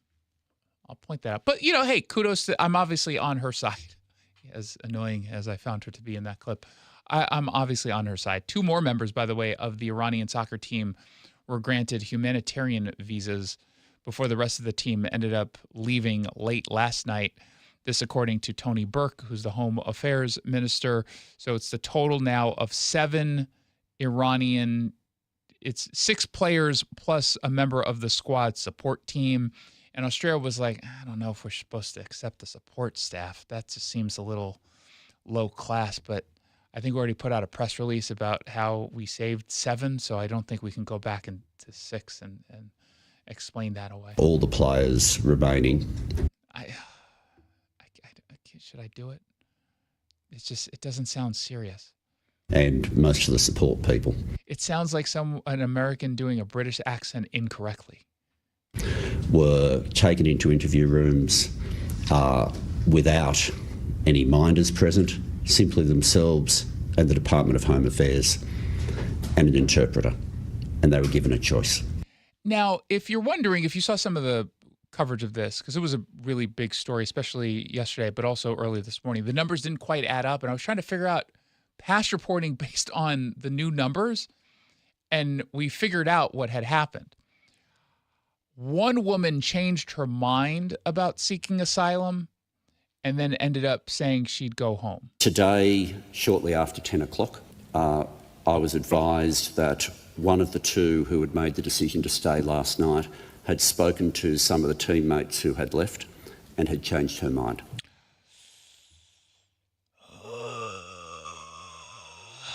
I don't know if I would have done that. Even if you regretted it, I feel like the Iranian regime is not going to look kindly on you initially saying you wanted asylum unless you can go ahead and say, no, I was confused. They tricked me. Like, you would have to say something like that. And I don't know if any of the coverage should have been, yeah, she changed her mind.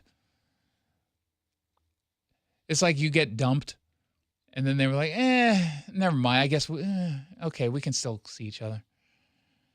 I guess. And I talked to some people, they're like, yeah, they convinced me I'm not going to do any better, so I better just settle with you. I don't like this, and I feel bad for this woman, and I fear for her safety. Because I imagine some of the, they said some of the players, obviously I'm presuming were pro-regime, but others, the reporting, again, I would not have put this out there as reporting, but they had said that they feared for their family back home, which, won't they now just target your family and you for saying that? And won't there be now suspicion of the entire team that did return back home as to why they did it? Was it, because they actually support the regime, or is it because they feared for the safety of their loved ones? In Australia, people are able to change their mind. People are able well, yes, otherwise that would be a kidnapping. To travel. And so we respect the context in which she has made that decision. Unfortunately, in making that decision, she'd been advised by her teammates and coach to contact the Iranian embassy and to get collected.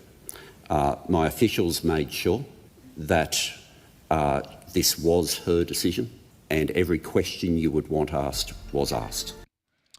I mean, okay. I mean, they're obviously in a tough spot because you can't just keep someone against their will. But I don't know who's in a tougher spot.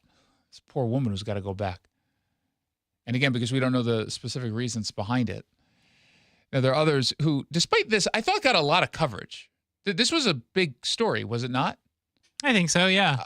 I mean, there are people who the mere mention of soccer, women's soccer at that, they're like, I'm out. I have no interest. But this was everywhere. And people I saw were talking about it. I saw a lot of posts on social media, but an Australian Iranian politician by the name of Tina Honesty Kordstrami says to Fox that not enough people were celebrating the courage of these players. There's a lot of women in the West as well. They're choosing to remain silent on Iran and the women in Iran. For a lot of them, it's about not wanting to be Islamophobic. Even though women in Iran have said time and time again, it's not about religion, it's about coercion, it's about being forced. I mean, that is an interesting point, that they're, especially on the left, this reluctance to criticize anything tied to, you know, any quote-unquote brown-skinned person or the perfect example, it was Lydia Moynihan who was on Abby Phillip last night, or it might have been the night before. I saw the clip this morning, calling out Islamic terrorists. Oh, yeah, I saw that. And the reaction from folks at the table was like, why are you going after Muslims? Yeah, they almost seemed like genuinely bemused. They were like I don't understand. How could you say Islamist versus Muslim? But there's a difference in the context in which people generally on our side of the aisle, I suppose, use the term Islamist. They're talking about Islamic extremists. Not all Muslims are Islamic extremists. There are quite a few. And there is a basic incompatibility, not with American Muslims per se, but with the Muslim majority countries and their views of the West. That's true. And it's not all violent, right? Again, people can honestly say 98%, 99% of the global Muslim population are totally peaceful and they don't want to see the destruction of the great Satan. But there are a lot who do. And it's okay to say that. The same way when the left talks about white people and white supremacists. Now, ironically, they were in fact saying every white person is a white supremacist as part of that ideological position. But when they're calling out white supremacy terrorists, okay. Does anyone say, well, do you really want to say white? No, that's what you're labeling it, because they're white supremacists. And again, as long as you're not overusing that clip or that talking point to talk about all white people, I don't have a problem with that if you're actually talking about white supremacists. There are, in fact, white supremacists. There are also Islamic extremists or Islamist extremists. That is also true.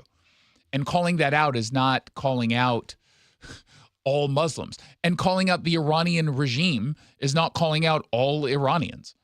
But I do think that there's a reluctance on the side of folks on the left to even celebrate this. I think that politician was right in that if you celebrate their bravery, you're then condemning the Iranian regime, but also you're condemning their fundamentalist Islamic beliefs, which keep women in hijabs, which Democrats should theoretically be against compelled hijab wear, but they don't want to because in the hierarchy of like their intersectional progressivism, they say a Muslim is more a minority group worthy of protection than just a woman.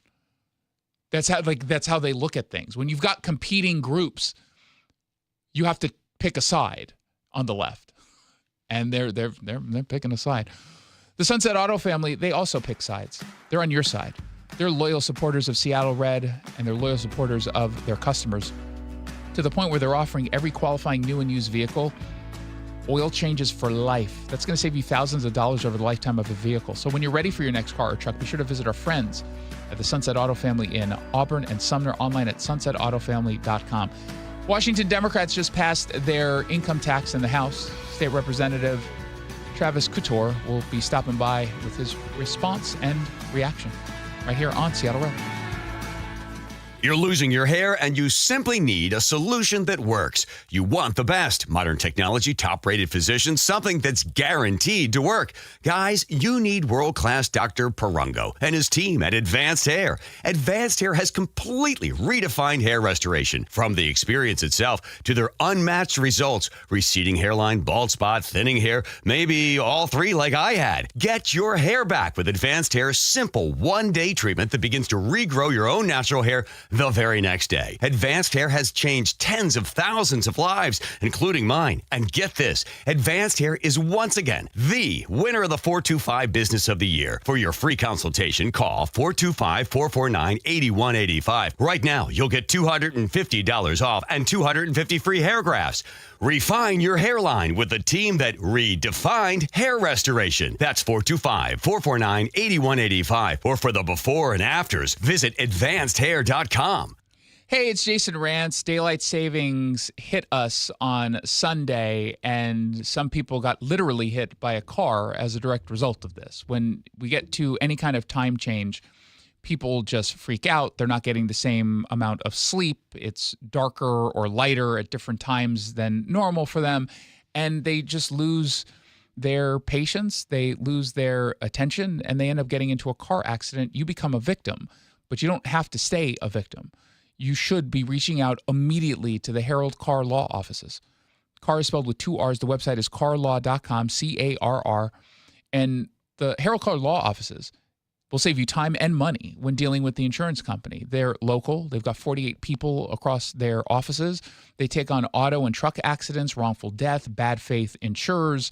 And when it comes to medical bills or repair costs, missing wages, non-economic damages you're not even thinking about, they're the ones I trust. The Herald Car Law offices. Online at carlaw.com, C-A-R-R, carlaw.com. Don't take on an insurance company by yourself. Car accident? You call Car.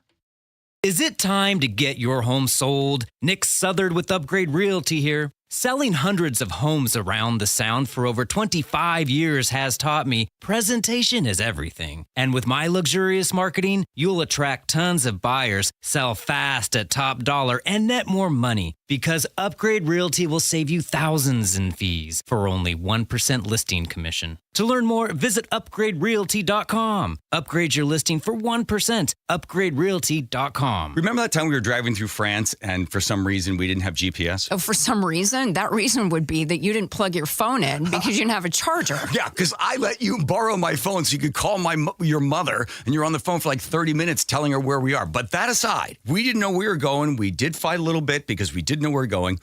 I think that Longevity Medical Clinic is like the GPS for us. They tell us which turns to make. They tell us which directions to go, right? They do. And now I feel like the two of us together have a clear path and we have more control over our own health care. Right, exactly. So you don't have to get out of the car and try to find information somewhere. It's all right there. As you're aging, all the little sort of turns you have to make in order to be able to have lots of energy and to enjoy your life. So for as far as I'm concerned, Longevity Medical Clinic is our GPS. Do what Nick and I have done. Take a free health analysis at lmclinic.com. That's lmclinic.com. Hey, how's your money situation? Are you ready for retirement? Well, if you want to know what the pros are doing to make wealth multiply and retire like royalty, then you need to listen to this show, The Money Professor, with Chris Longworth. Get your money right and tune in every weekend, Saturdays at 10 a.m. and Sundays at 12 noon on Seattle Red. Hey, it's Jason Rantz here. For years, Sunset Ford has told you something the rest of the folks in the car industry really hate to admit. Every Ford dealer pays the exact same price for new vehicles from the factory, down to the penny. Same cars, same cost. That's not an opinion. That is a fact. No Ford dealer has a pricing advantage over another when it comes to what they pay Ford. So, how can some dealers, like Sunset Ford, sell for less? Well, it's simple economics. There are some out there who have a lower cost of doing business, which means they can pass the savings on to you. Now, a lot of companies, a lot of dealerships choose not to do that. Think about the massive city dealership with that flashy multi-million-dollar facility and an army of employees. That's really expensive. But compare that to a dealership with the same Ford inventory, purchased for the same price, but located in Sumner. Lower overhead means lower prices. And they choose at Sunset Ford to offer you not just a good deal on your vehicle, but oil changes for life, warranty protection for life. They do that for you. In fact, no Ford dealer can sell you a new Ford for less than Sunset Ford of Sumner. You just get more at Sunset Ford.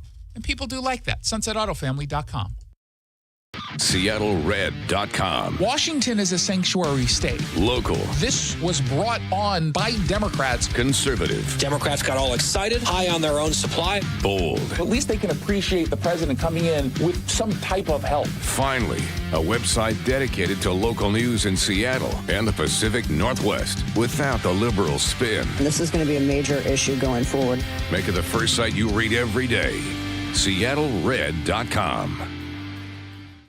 The Jason Rantz Show. All right, let's break it down with Seattle radio host and author Jason Rantz. Jason, if I didn't know you, my first question would be, do you make these stories up? No, they accepted this proposal. I guess it's a measure of how much they really don't like Trump, isn't it? Long form. Well, Washington Democrats did exactly what we knew they would do, but it wasn't without a fight, 24 hours long fight from House Republicans trying to stop the Democrats from passing their income tax. But at last it has been passed. It's going to the Senate to be also quickly likely passed and then signed into law. That is where we now stand. Joining us on the line, State Representative Travis Couture, Republican from Allen. Welcome back to the show. Hey, thanks for having me on again, Jason. You gave it your all. You were part of the Republican crew that pushed this debate for 24 hours strategically. You knew you were going to lose this, but was there any hope that at least some Democrats would take on reasonable amendments? Yeah, there was. I mean, you always got to have a little bit of hope that maybe you can win on a few things. I mean, once they bring the bill to the floor, you already kind of know you've lost. So now it's about putting up the fight and extracting a price for doing a nearly 100-year change in precedents and a generational seismic shift in our tax policy that will basically, become arson on our state's economy. Explain that a little bit more, because there are some folks who obviously on the left are pretending that there's no such thing as capital flight. It's very clear that Howard Schultz chose to put out his statement on LinkedIn announcing he's moving to Miami right when it was obvious that this bill was going to pass. There's no doubt that that was a message to me. Yeah, well, absolutely. And I think on my final passage speech, I told the speaker that we don't have to wait for the bill to be signed into law. The capital flight is happening now. It's been happening. It started happening after the largest tax increases in state history. And now this is just pouring fuel onto the fire with this unconstitutional income tax. Of course, you just mentioned Howard Schultz waiting until, after the blood was dry on the bill before announcing he's moving to Tennessee. But not just him. I mean, Starbucks moving a bunch of their operations to Nashville as well. In Washington State, we just have like this golden goose of these great big companies that give us lots of jobs and lots of economic activity. We have Microsoft, Expedia, we have Amazon, and Amazon, losing thousands of jobs in our area as well. Boeing, who's moving jobs to the Carolinas. All sorts of stuff. So the capital flight's already happening right now, and this is just only going to make it absolutely worse. And, you could say, oh, we need to tax these rich people and these rich corporations and these rich small businesses and whatever else. But you don't get to tax anything if you move, if they move. And they're moving right now. And one of the number one things I hear, Jason, from small business owners and medium-sized business owners and even some large ones in my district and the surrounding areas, they've just had enough. The AWB has a survey that says like half of the small businesses in our state want to leave. Mm-hmm. That is an absolute recipe for disaster. We've officially hit the Laffer curve, and now we're going to start seeing diminishing returns soon as a result of over taxation. Which the Democrats don't really seem to mind, I think, in part because their goal is not to tax millionaires. It's to tax everybody. They are framing this as a conversation around a millionaire tax because they think it's easier to sell that to the Washington voters. But the reality is they know that this is unconstitutional. They hope to get it in front of the Supreme Court, which will then overturn its nearly 100-year precedent and say that you can go ahead and just tax because property is not the same as income and income is not the same as property. Well, exactly. And, it's funny. One of the things that became abundantly clear to everybody watching, the 100,000 plus people watching that 24-hour debate, is that the Democrats writ large have no clue about any kind of semblance of, economic principle or economic theory. They have just no idea how economics works at all. And that became abundantly clear. I mean, they couldn't find good economics if they were in the middle of the ocean and fell out of a boat and if it was water. I mean, it's insane. I mean, at one point, April Berg, who's the called the tax collector here in Olympia, she said that it was anti-military to exempt our veterans from an income tax. I mean, I don't even know what that means. Blows my mind. Yeah, we wanted to exempt the military and military veterans from the income tax like almost every other state does. Yep. And they said no, because that would be anti-military to exempt them from an income tax. I just don't understand stuff like that. Some of it just defies. Yeah, it's not. I mean, it makes no sense whatsoever. Like the whole argument literally makes no sense. But we tried everything. We tried to carve out our farms and our small businesses and give more tax relief and sales tax, end huge swaths of sales taxes and give more, working families tax credit, all sorts of different things. We had 80 amendments. We tried it all. And they said no to literally everything. But the worst ones, Jason, were getting rid of the necessity clause, which essentially is a fancy term for a thing they put in the bill to make sure the people don't get to vote on this thing. They don't get a chance to have a referendum on the ballot. And I think that was the most ugly and nefarious thing. And even a lot of Democrats sided with us on that. And even, Jason, at certain points, we would win the vote on an amendment, but they would keep the roll call machine open until they squeezed off enough Democrats for it to fail. And as I saw the conference budget this morning, there's a lot more goodies. They found two budgets, the House and Senate, that spend a lot of money. And then they found a way to get together and actually make it even worse and spend even more money. And that's because they were sprinkling in all of the deals they made with some of the Democrats to buy them off to vote for this income tax. And that makes me sick. Is it possible that we get a special session because of the delays?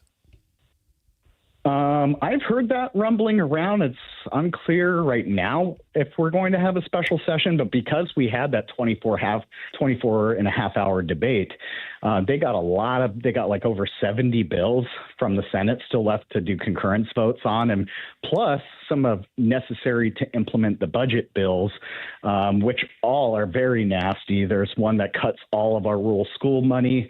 There's one that does basically a new state agency to do eminent domain for big energy transmission projects. And then there's another one about abortions where they're going to do a premium tax to make everyone in their premiums pay for Planned Parenthood. They got a lot of nasty stuff still to do, and I don't see how they have enough time to do even one of those three bills I just mentioned. So they've been threatening a special session already. I'm just not clear if they will actually do it. For the sake of argument, let's assume there is a special session. Is the strategy going to continue from Republicans to drag this out as long as humanly possible as punishment? I mean, we stand up and we give our points, and we represent our districts and our constituents. And at this point, past the long, actually it was twice the amount of the near previous record of 11 hours. That was the longest floor debate that we've ever can roll back the clock and see. But after that, we're not I guess we're not speeding things up. Let's put it that way. I mean, our job is to slow the brakes on the process and slow the brakes on all this stuff. And if that means that we can, by slowing down the process, kill bad bills, then that's exactly what we'll do. But they can, by the order of the governor, bring us back into special session, and they could just make that as long as they want. But, we only have so much time that we can actually, by the rules, delay. I only get 3 minutes to speak on a bill, for example. So that's why a 24-hour debate was probably the biggest you'll ever probably see in your lifetime, because past that, they just wear you out. And even if you're already worn out, you only got so much time you can all speak on something. State Representative Travis Couture joining me on the line.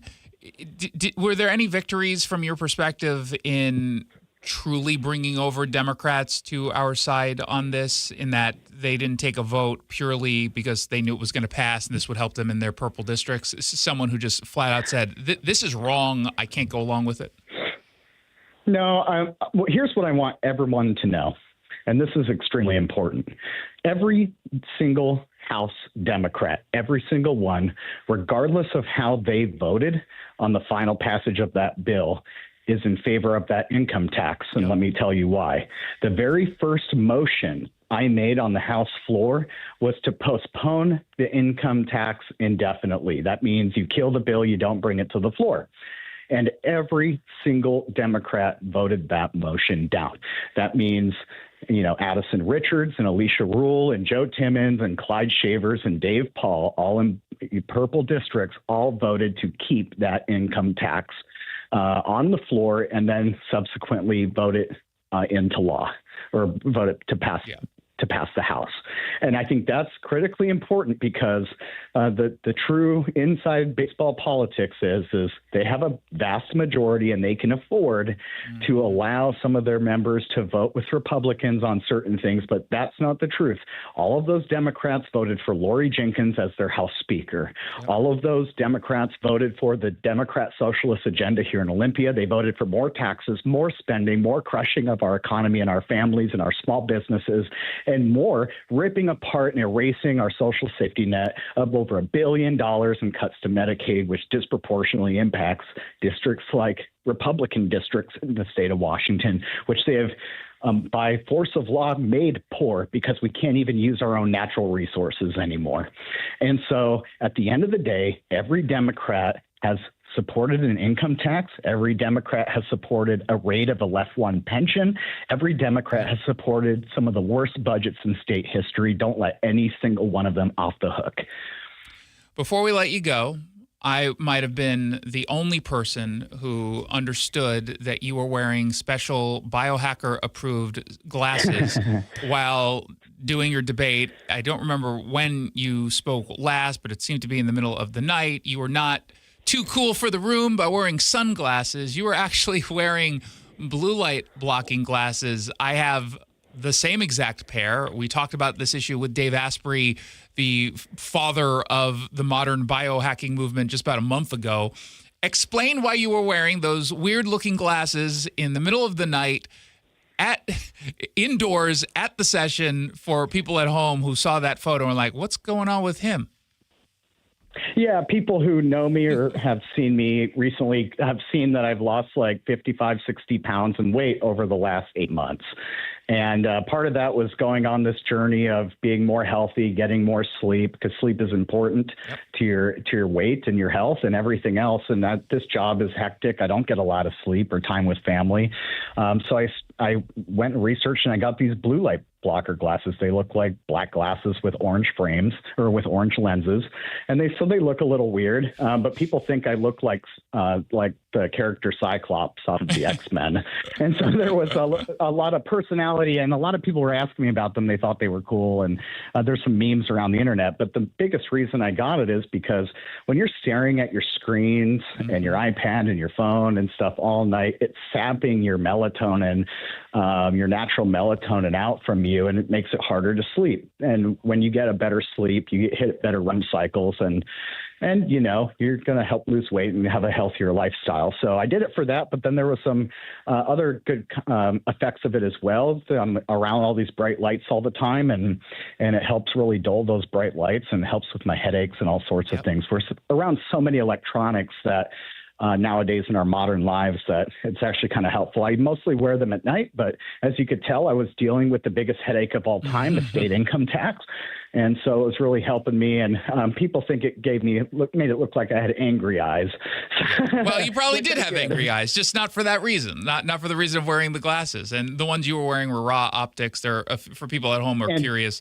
It's RA Optics. And Jason, I saw a picture of your blue light blockers. I'll just say yours look cooler than mine. Mine are True Dark glasses from Dave Asprey, although I have a pair of Blue Sync glasses from Raw Optics that I wear during the day outdoors, which is a way to get even more energized. And for people who think that we're just absolute lunatics for this, try it. I was on a flight last week through to New York. It was a late flight. I wore the glasses on the plane. Some people looked at me funny, but I actually got to sleep that night for the first time in a while on the first night of a trip to New York. It's always a mess, and this stuff really does work.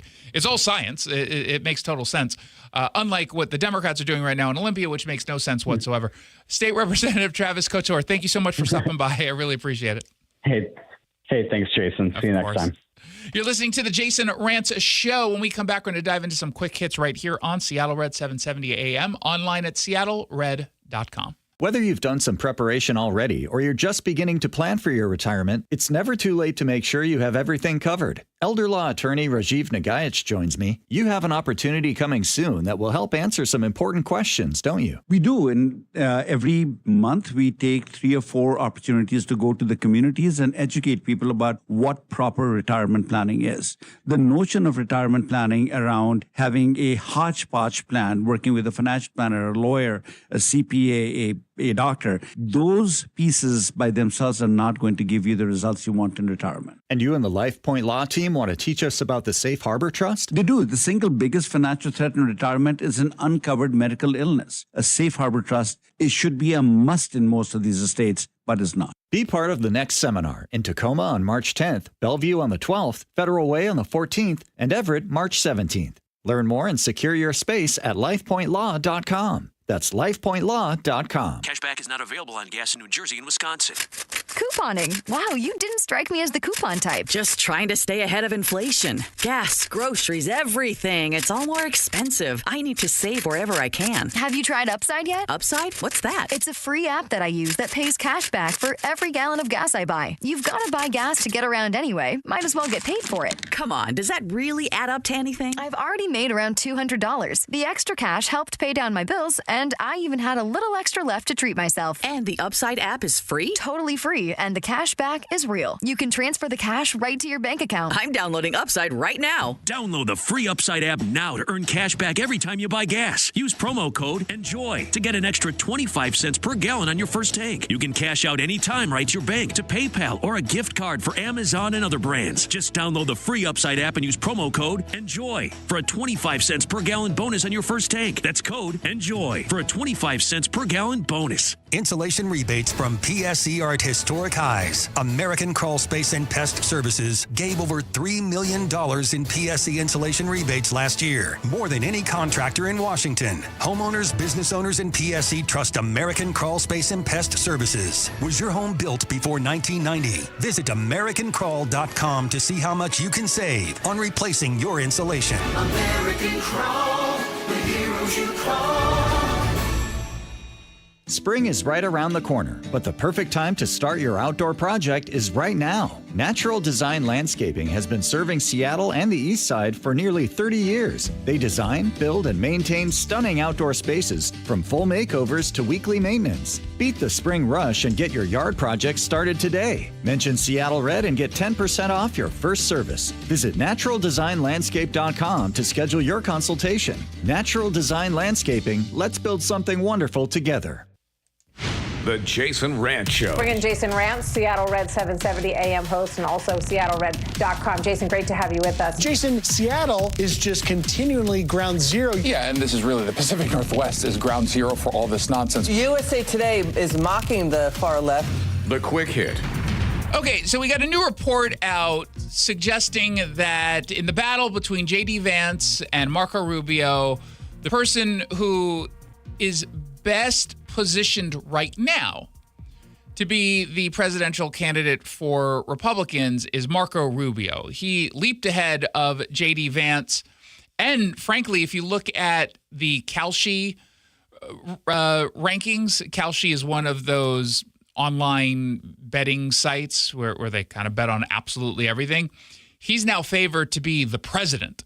He is favored over the leading Democrat right now in Gavin Newsom. The betting is favorable to him in a pretty substantial way, and he jumped pretty high. Now, when I say substantial, I mean in the context of where he was. Right now, he's got a 19% chance of being the winner of the 2028 presidential election. Gavin Newsom is at 19% Marco, Gavin is at 18%, and J.D. Vance slipped to 10%. And it's actually a little bit better than 19% chance for Marco Rubio. There are still a lot of gambling sites that has Vance as the odds-on favorite. That includes the Poly Market and DraftKings. Over at MGM's site, Vance is seen as twice as likely to win with odds at plus 350 compared to Rubio at plus 700. The reason why Marco is jumping up, there's two big reasons. Number one, he's had a much higher percentage of, television hits and screen time when talking about the military action against Maduro in Venezuela and against the Iranian regime.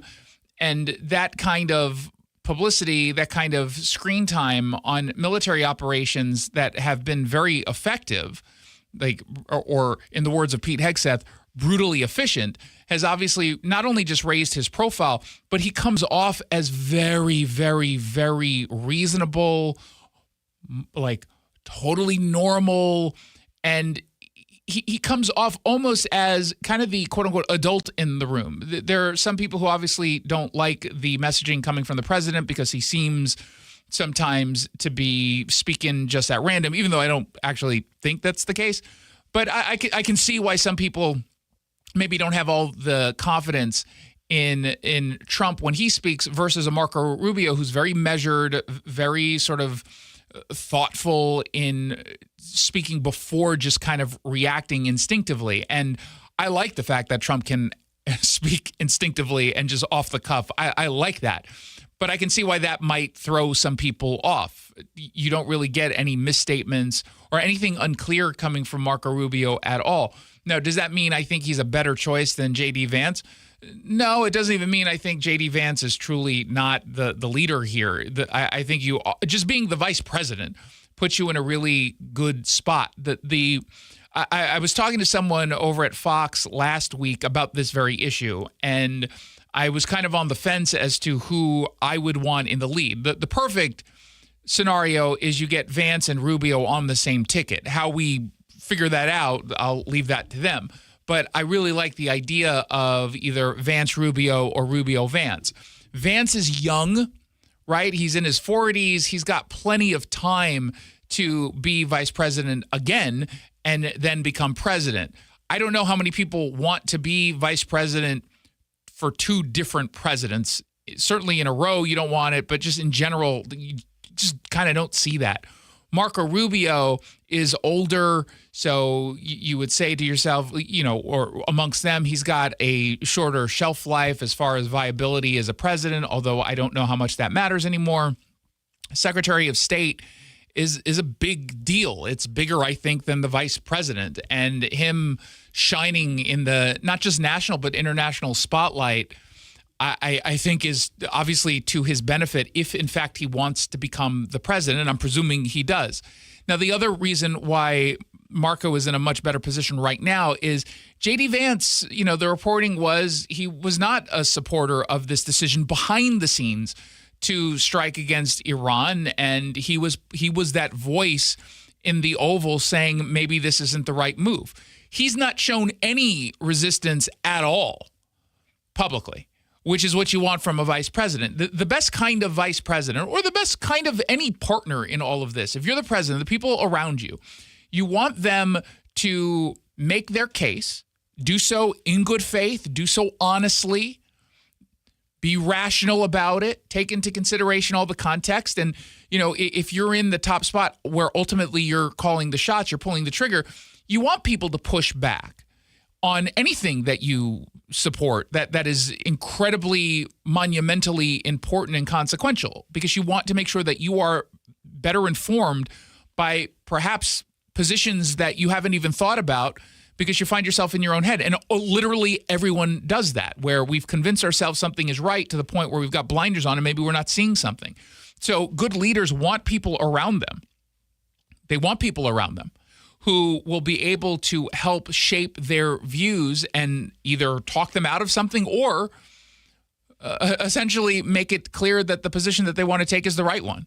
And that's incredibly important. The best, though, is when you've got someone who's able to do that, but then can ultimately align. You don't have to agree with the decision, but you do have to align. And for everyone in the cabinet, for the vice president, for everyone who works in the White House, that's the best kind of position to be. When you disagree with a move, you still have to align. And J.D. Vance has aligned.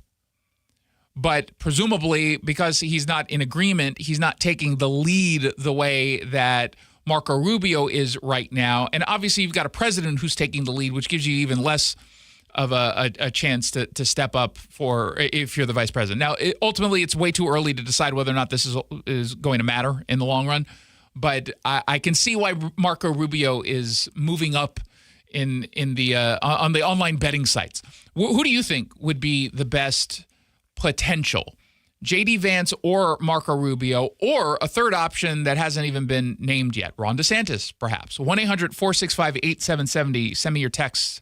I'd love to check them out. 1-800-465-8770. Don't forget to also check out SeattleRed.com for news and opinion without any of the left-wing spin. SeattleRed.com. Cashback is not available on gas in New Jersey and Wisconsin. Couponing. Wow, you didn't strike me as the coupon type. Just trying to stay ahead of inflation. Gas, groceries, everything. It's all more expensive. I need to save wherever I can. Have you tried Upside yet? Upside? What's that? It's a free app that I use that pays cash back for every gallon of gas I buy. You've got to buy gas to get around anyway. Might as well get paid for it. Come on, does that really add up to anything? I've already made around $200. The extra cash helped pay down my bills, and I even had a little extra left to treat myself. And the Upside app is free? Totally free, and the cash back is real. You can transfer the cash right to your bank account. I'm downloading Upside right now. Download the free Upside app now to earn cash back every time you buy gas. Use promo code ENJOY to get an extra 25 cents per gallon on your first tank. You can cash out anytime right to your bank, to PayPal, or a gift card for Amazon and other brands. Just download the free Upside app and use promo code ENJOY for a 25 cents per gallon bonus on your first tank. That's code ENJOY for a 25 cents per gallon bonus. Thanks for calling CM Heating. Aren't you the company that gives away free furnaces? That's us. Buy a qualifying high-efficiency cooling system and the furnace is free. Wow. Yeah, and our home comfort advisors are tax credit and rebate specialists, so they'll handle the rebate for you. Go to CM Heating for better comfort, lower bills, and a free furnace you'll love for years. Get your free estimate for furnace replacement at cmheating.com. And remember, for furnaces, fireplaces, hot water, and total home comfort, including electrical, there's no beating CM Heating. Bring your visions to life with smart business buying tools and technology from Amazon Business. From fast, free shipping to in-depth buying insights and automated purchase approvals, we deliver everything you need to achieve your goals. Go to AmazonBusiness.com for support. Here's a tale of Linda trying to lose weight, but the med prices she found were all over the place. Hidden fees and markups made her jaw drop low. Then she found GoodRx. Now she's in the know. GLP-1 subscriptions FDA approved. With clear upfront pricing. And same-day pickup. That's GoodRx, the no-nonsense way. Save time and money on prescriptions. Get to GoodRx.com/weight loss. GoodRx is not insurance. Save $10 on a pair of Rain-X Latitude wiper blades at O'Reilly Auto Parts. Our professional parts people will even install them for free. O'Reilly Auto Parts. Do you like helping others? Become a Shiva volunteer. In Clark County, join the hundreds of volunteers across Washington state who help over 90,000 people each year with their Medicare options and questions. You don't have to know Medicare. We'll teach you. And if you're bilingual, even better. For more information and how to apply, call Shiva at 1-800-562-6900 or go to insurance.wa.gov. Sponsored by the Office of the Insurance Commissioner and aired by the Washington State Association of Broadcasters and this station. Hair Volume from New Nordic will make your hair look thick and healthy. Hair Volume is available online at Amazon and newnordicusa.com or in the hair care aisle at your local CVS. We are Seattle Red. Seattle Red on 770 KTTH Seattle, 97.3 KIRO FM, HD3 Tacoma Seattle, 94.5 K233 DT Eastlake, 33 BU Seattle. He says we know where they are. I'm Lisa Lacera, Fox News. President Trump back at the White House after stops in Kentucky and Ohio this afternoon. After landing at Joint Base Andrews, he was asked about Iranian sleeper cells in the U.S. We've got our eye on all of them, I think. There have been reports that Iran could try to attack California using a drone. The FBI has not commented. Iran is being absolutely decimated. That's all I can say. While in Kentucky, the president said the International Energy Agency will release 400 million barrels of oil from its reserves. The U.S. will release 172 million barrels of that from the Strategic Petroleum Reserves. The president also talked politics in Kentucky, throwing his support behind the challenger of one of his critics. The president's criticism of Kentucky GOP Congressman Thomas Massie has drawn Trump's anger and his opposition for re-election. The president said of Massie, He only votes no. He just votes no. Massie's primary opponent is former Navy SEAL Ed Gallrein, who said after getting the president's endorsement that he would be an authentic, true Republican conservative that stands shoulder to shoulder with our president and the Republican Party. Congressman Massie has crossed the aisle, voting with Democrats on some legislation, and has pushed for a full release of the Epstein files. Fox's Cornell Scott. Texas has put to death a man who was convicted of fatally stabbing his girlfriend and her 8-year-old son in 2013. Cedric Ricks died by lethal injection at the state penitentiary in Huntsville. North Korean leader Kim Jong-un and his teenage daughter tested out pistols during an inspection of a munitions factory. That's according to state media. Since first appearing in public at a long-range missile test in 2022, Kim's daughter, believed to be about 13, has appeared at a growing number of events. America's listening to Fox News. I'm Charles Payne, and this is the Fox Business Report.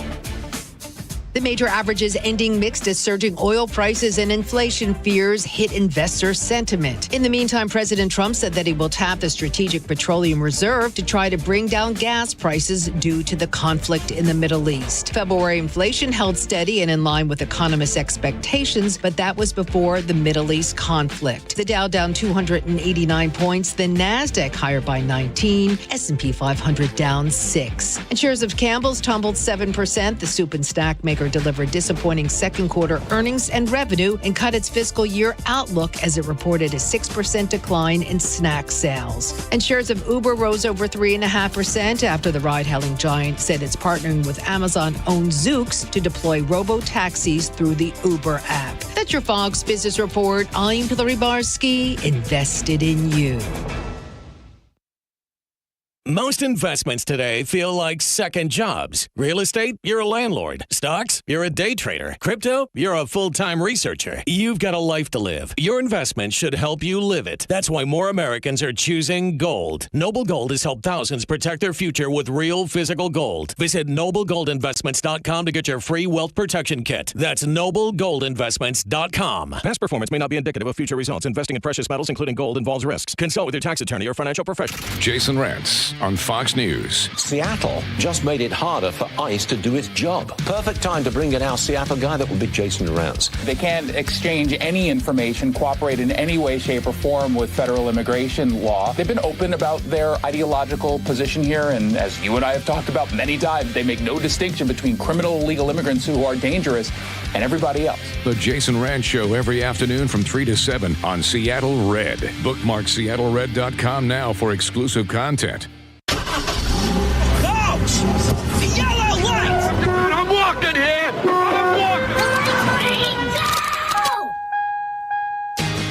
Good afternoon and welcome to the Jason Rantz Show. We are here on Seattle Red 770 AM, streaming on the Seattle Red app, online at SeattleRed.com. We got a lot to get to, including the sheriff's bill that Democrats are pursuing to get rid of sheriffs they don't like. It just took one step closer to reality. And we'll talk through what that actually means. But first, speaking of really bad bills, we're also a step closer to an income tax against quote-unquote millionaires. Except it's not just against millionaires, but it is What's Trending, brought to you by the Sunset Auto family. What's trending? Let's get political. So last night, I like how the Seattle Times framed the discussion. They said Washington millionaires tax sparks the longest Olympia debate in recent memory. So they're like, there might have been a longer debate at some point, maybe at some point in the, we just didn't look it up. But as far as I can remember, this is one that went the longest. And it was funny because this morning when I woke up about 5 a.m. or so, I saw a message or a tweet from, I think it was Travis Couture, about how they're only like halfway done with all the amendments. The Republicans have put in place a ton of amendments to try to fix this, but also to try to delay this as long as humanly possible for a few reasons. Number one, give you some extra time to actually reach out to your representative, a Democrat, if you have a Democrat representative, to reach out to them and put pressure so that they will not pass this horrible bill.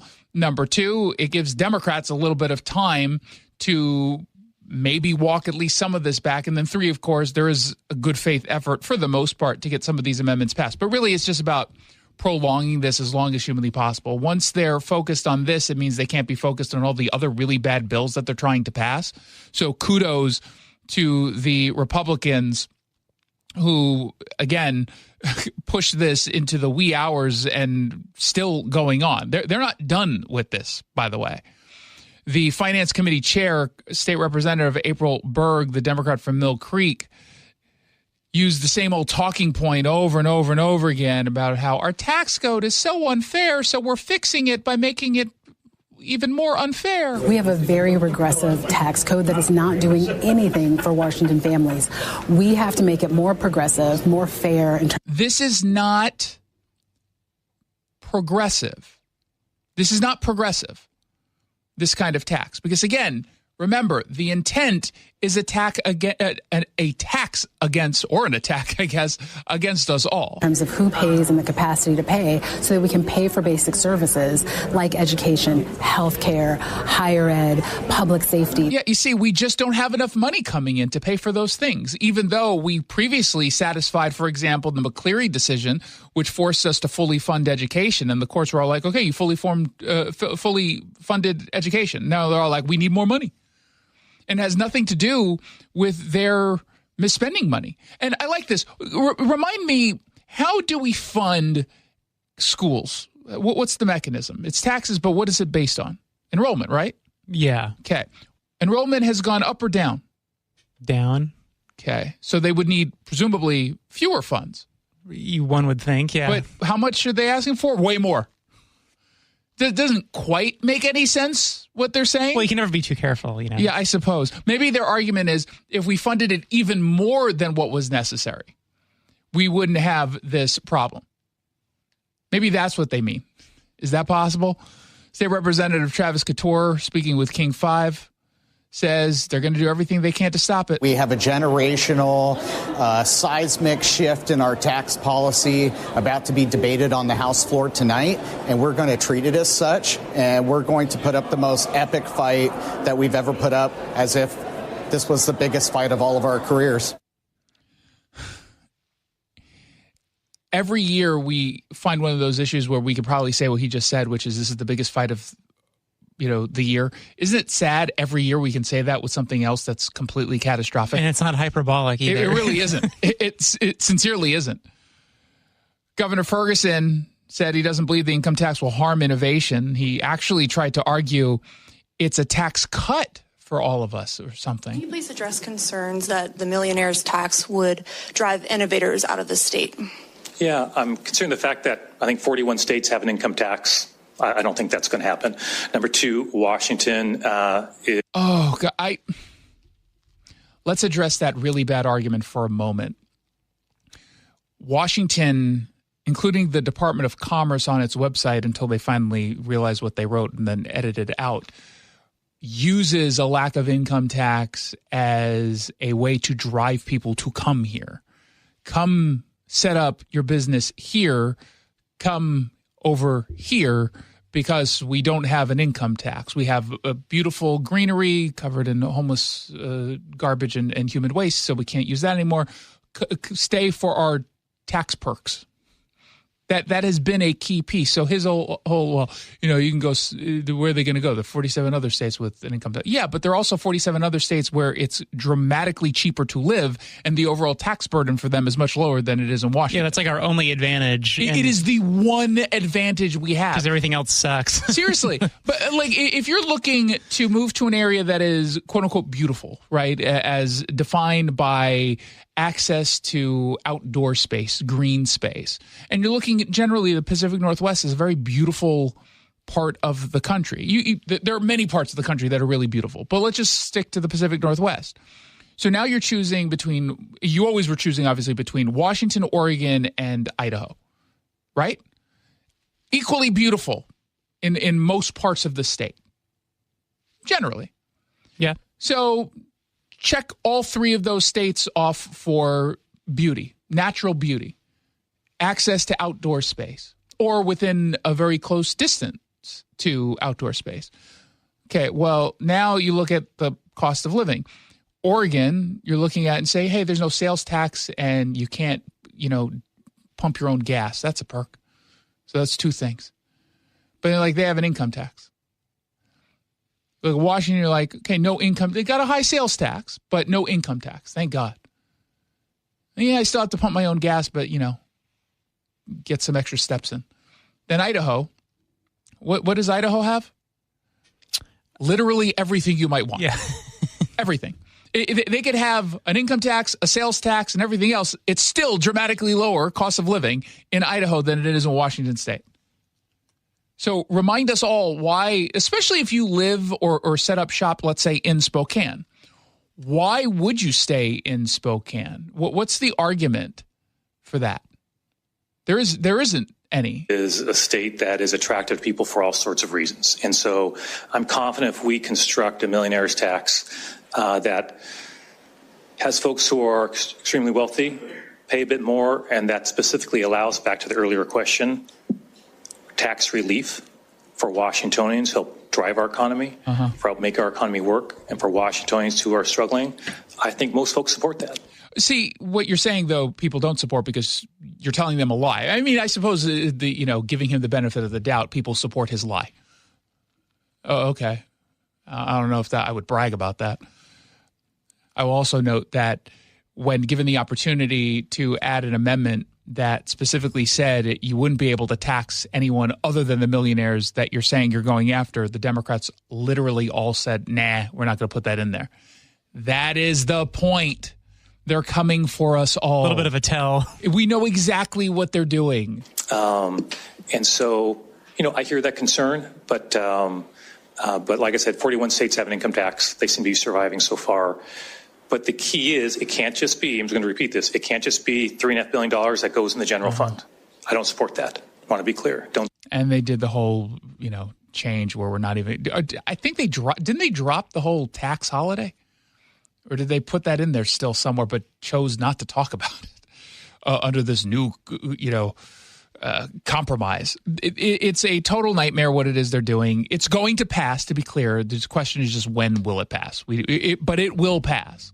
It will pass. And kudos to every single Republican who has stepped up and said they were going to fight this and did their best. But you know what? They can only do so much. If we don't give them enough power, they're not going to be able to stop anything, and this is the consequence. And you all had the opportunity to vote, and there's some people who are listening to me right now. You did not vote. You did not vote. You have not voted in a long time. And there are others who you'll still vote, but then you'll spread claims about how elections are stolen in Washington, which prevents other people from voting. It's a disincentive. That's the truth. If I was a Republican in Olympia, I think I'd kind of feel like the who's the guy in like Greek mythology that's constantly rolling the big boulder up the hill. He has syphilis. Something like that. Sisyphus? Yeah, it's something like that. Yeah, something. They all have dumb names that are impossible to spell. Why couldn't they just have people named like John or Adam or something? I mean, Zeus. That's an easy one, but even still. It's I think King Leonidas sounds cooler than Dave. Leonidas.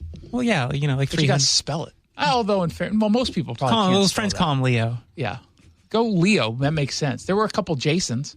That's true. Yeah, the Argonauts. So that's an easy one. Except then you got to add Argonaut. Don't even know what that is. What's an Argonaut? How do you spell it?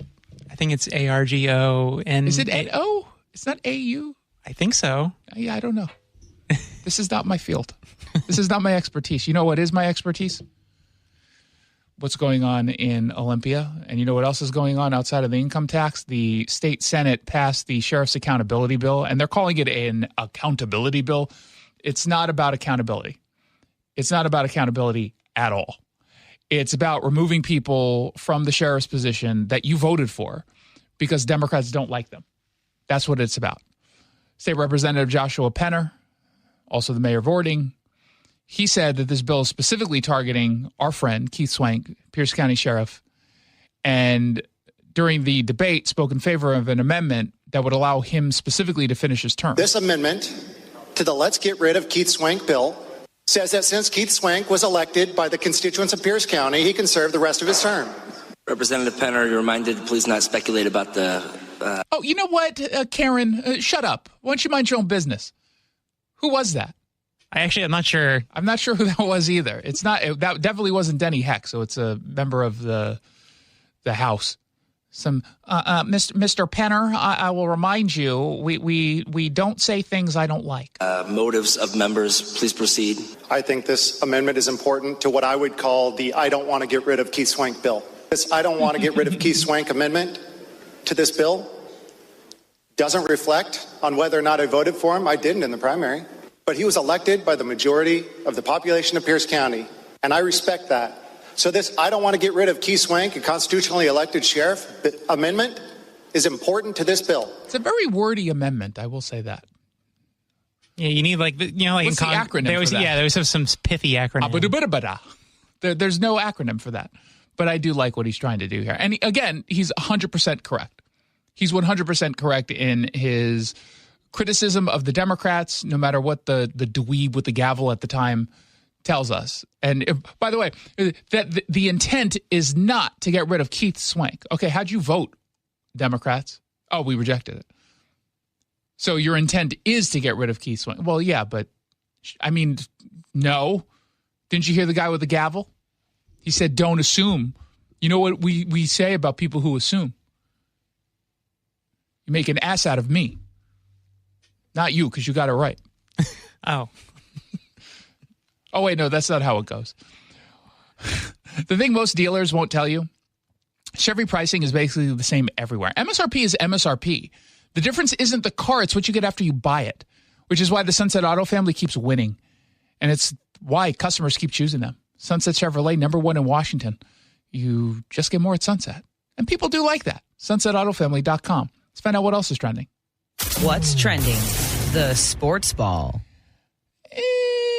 Sports ball meets homelessness, perhaps. Spokane has a nonprofit that's called Family Promise of Spokane. And they did something kind of interesting, I think.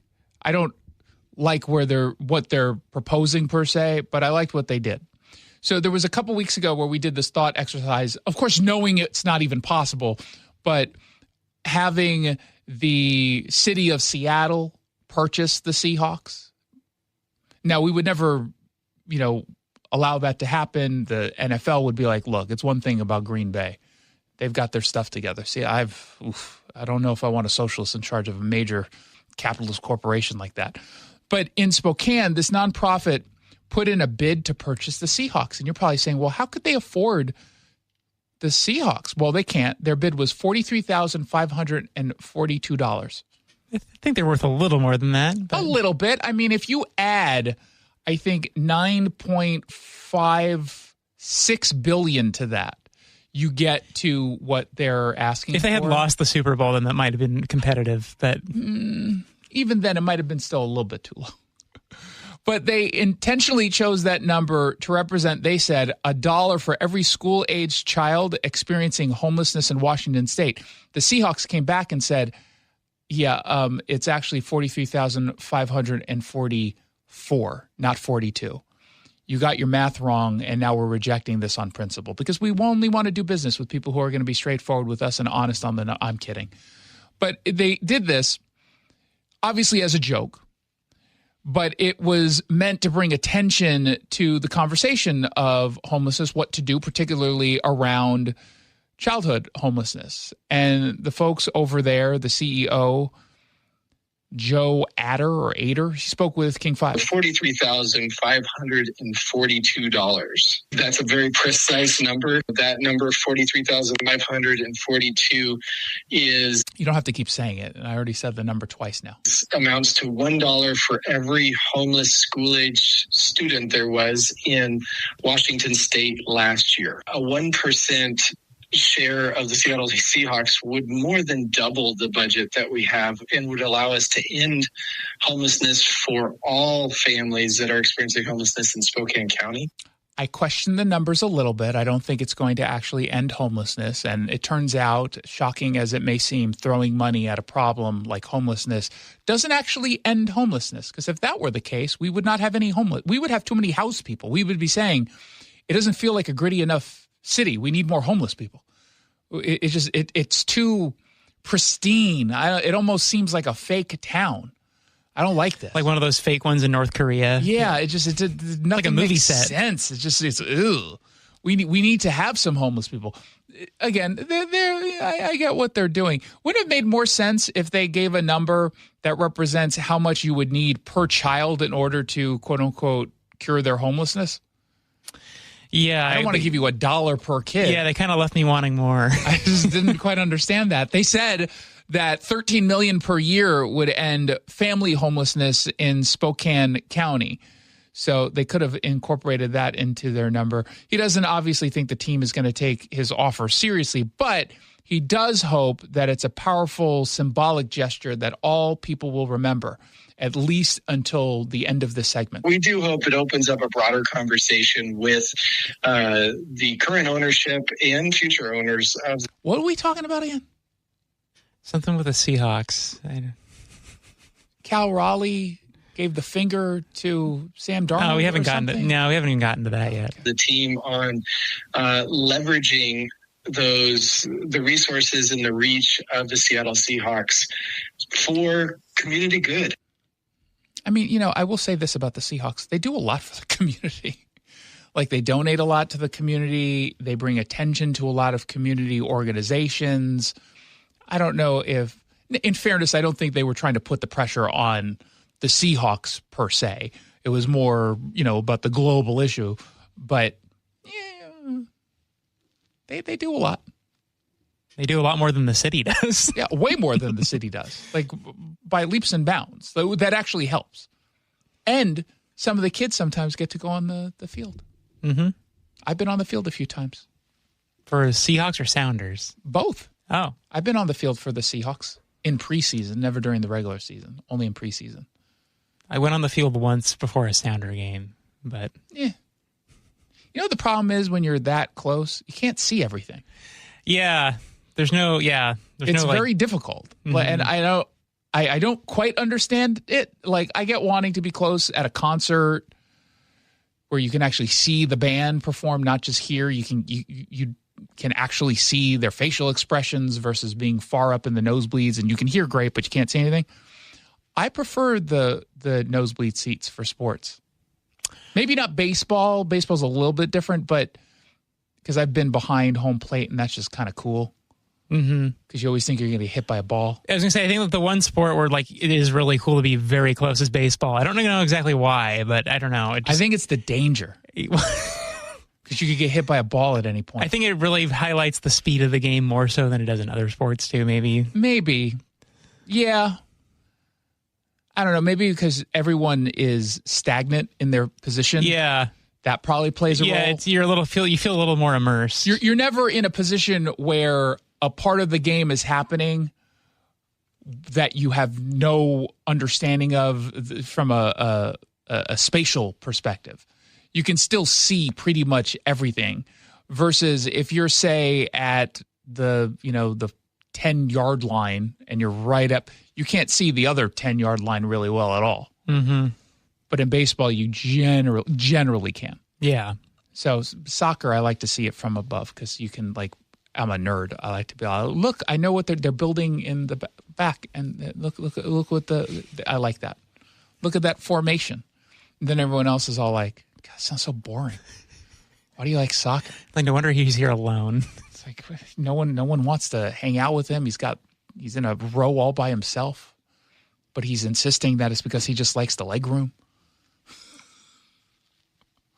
He's certain his friend is there, he tells us, but he's been in line looking for the gluten-free hot dog stand for a while now. But he promises he'll be here. They actually have gluten-free beer at Mariner games.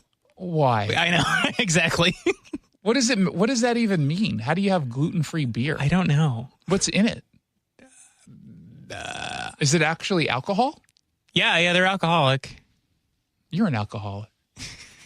You're definitely an alcoholic if you're all like, I'm gluten intolerant, but I'm also a devilish drunk. It's not going to stop me.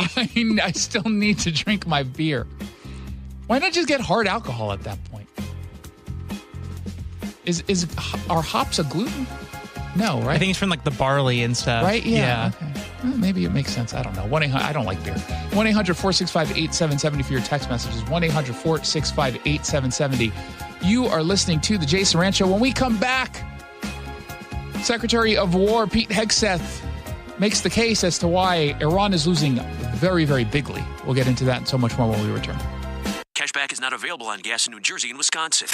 Couponing. Wow, you didn't strike me as the coupon type. Just trying to stay ahead of inflation. Gas, groceries, everything. It's all more expensive. I need to save wherever I can. Have you tried Upside yet? Upside? What's that? It's a free app that I use that pays cash back for every gallon of gas I buy. You've got to buy gas to get around anyway. Might as well get paid for it. Come on, does that really add up to anything? I've already made around $200. The extra cash helped pay down my bills, and I even had a little extra left to treat myself. And the Upside app is free? Totally free, and the cash back is real. You can transfer the cash right to your bank account. I'm downloading Upside right now. Download the free Upside app now to earn cash back every time you buy gas. Use promo code ENJOY to get an extra 25 cents per gallon on your first tank. You can cash out anytime right to your bank, to PayPal, or a gift card for Amazon and other brands. Just download the free Upside app and use promo code ENJOY for a 25 cents per gallon bonus on your first tank. That's code ENJOY for a 25 cents per gallon bonus.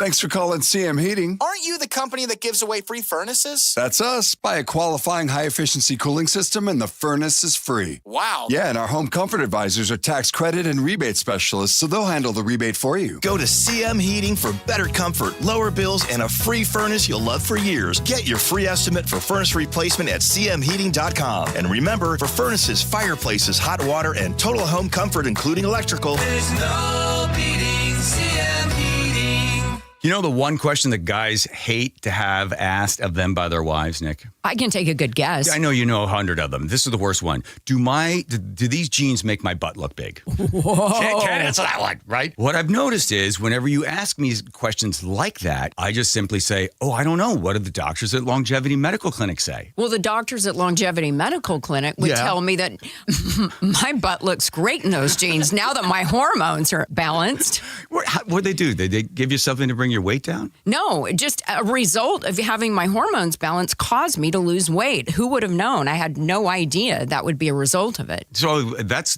good. So the answer is you look great. You're beautiful. I feel great. I look great. Yeah. And I know it. I've also noticed that your testosterone makes you a little feistier than you normally are as my beautiful Greek wife. I might be small, but I have a loud bark. Yes, you do. Do what Nick and I have done. Take a free health analysis at longevitymedicalclinic.com.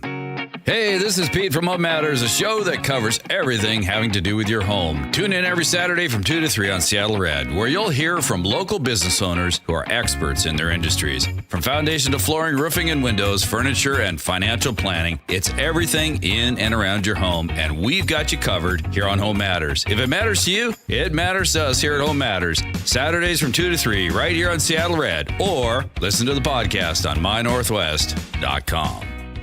You've probably heard all those ads for life insurance. Just a few dollars a day, apply online in minutes, no medical exam. Simple, easy, and cheap, right? Now you're thinking, maybe I should get a quote. Well, smart thinking. Everyone should have life insurance. But here's what they don't tell you. Those few dollars a day rates, they're for young people in perfect health. That's why everyone calls Big Lou the 50 to 60-year-old not-so-perfect candidate. Like you. You take prescription meds, and you're overweight. Winner, winner, fried chicken dinner.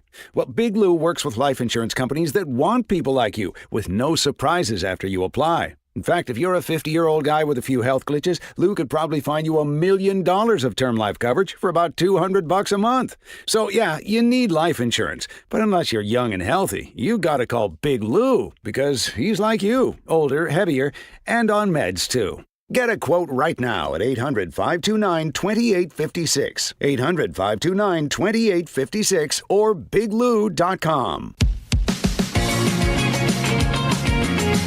Welcome back to the Jason Rantz Show. Thank you so much for tuning in. I sure do appreciate it. Don't forget to become a podcast subscriber. Go wherever it is you get your podcast, search Jason Rantz Show, and hit the subscribe button.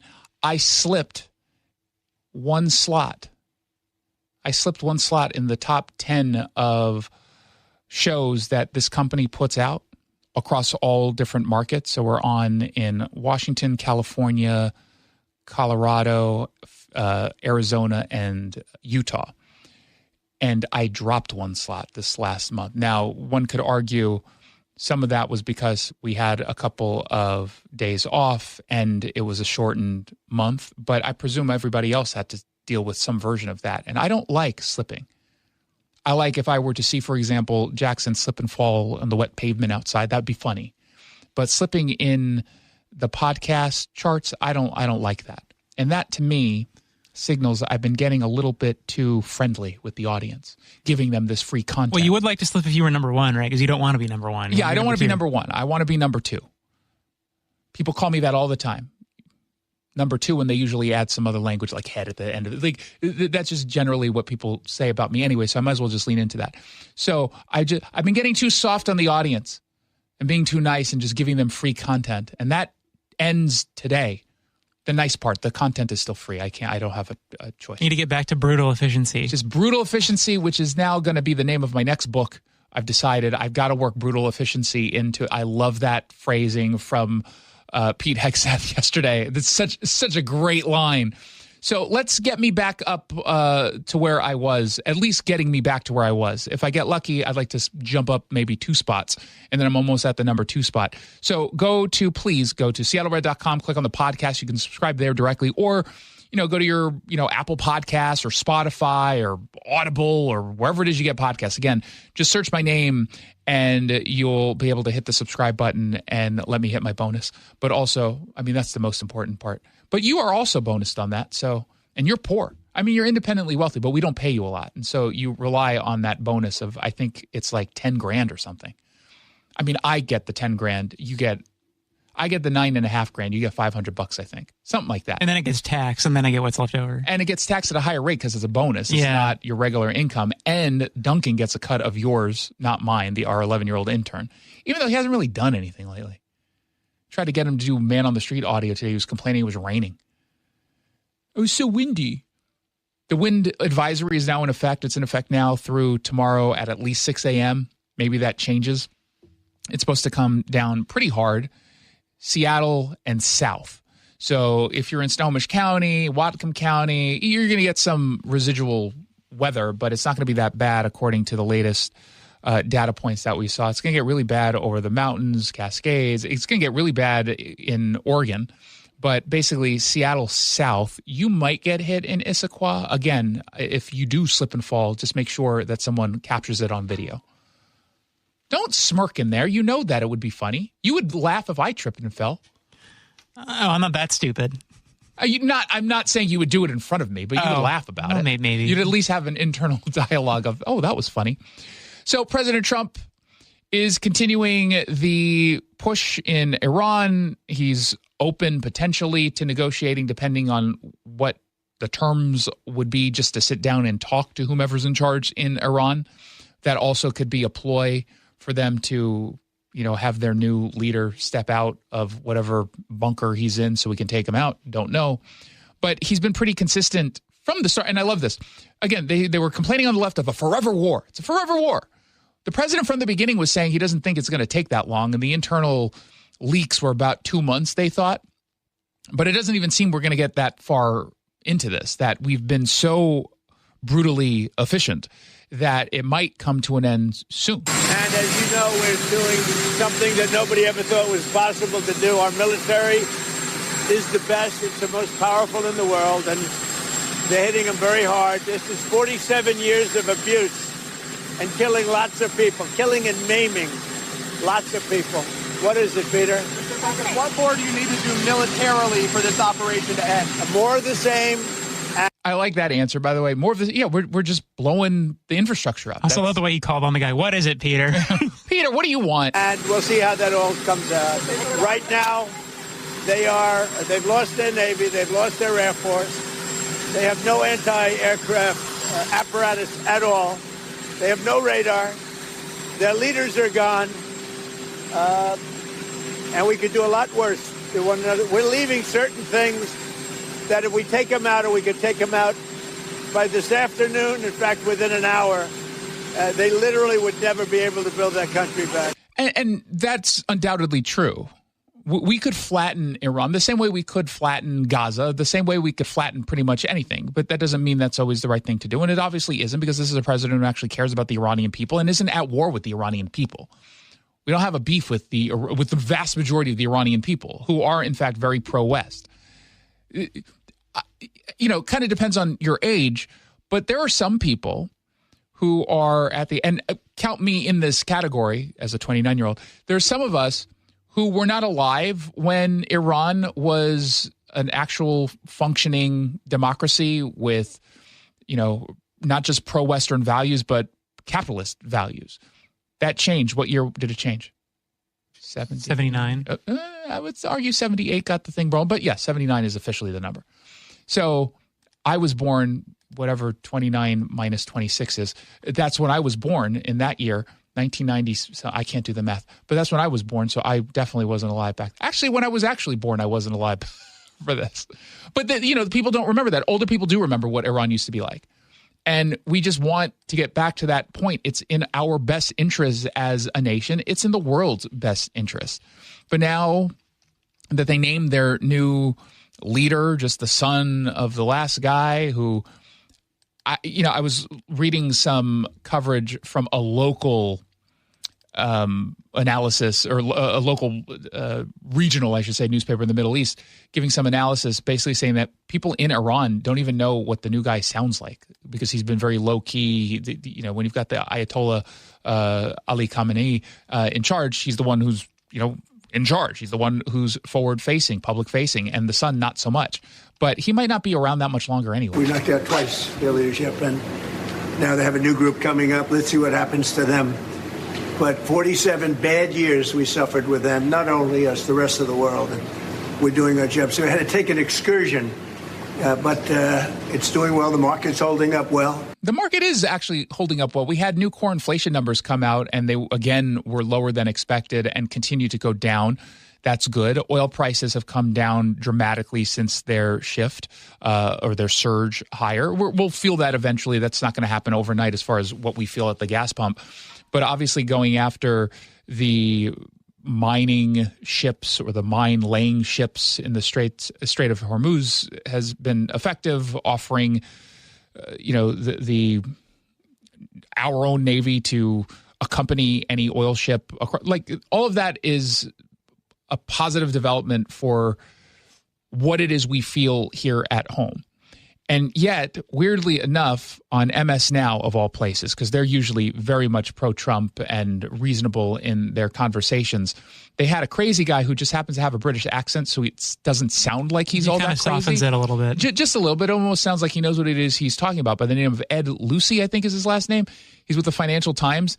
And he said this morning that Trump thought this conflict would be quicker than it's been, even though we're only in day, 12 or 13, right? He thought it was going to be done in a matter of moments, and that the Iranians just needed to realize that, but now all they have to do is wait him out. They had confirmation of their suspicion that Trump thought this was going to be a quick one and done 12-day kind of war. There was never any evidence that the president believed that. He believed it was going to be short in the context of not an endless war. And again, from the beginning, and I remember seeing this kind of leaked out, they thought maybe 2 months if all went well. And now he said, Ed Lucy, oh no, he thought it was going to be done basically in 12 days. What are you talking about?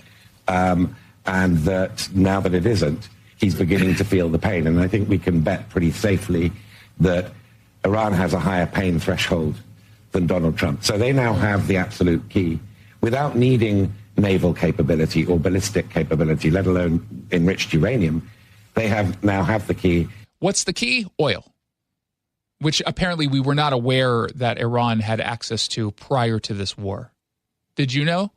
Did they teach that in school?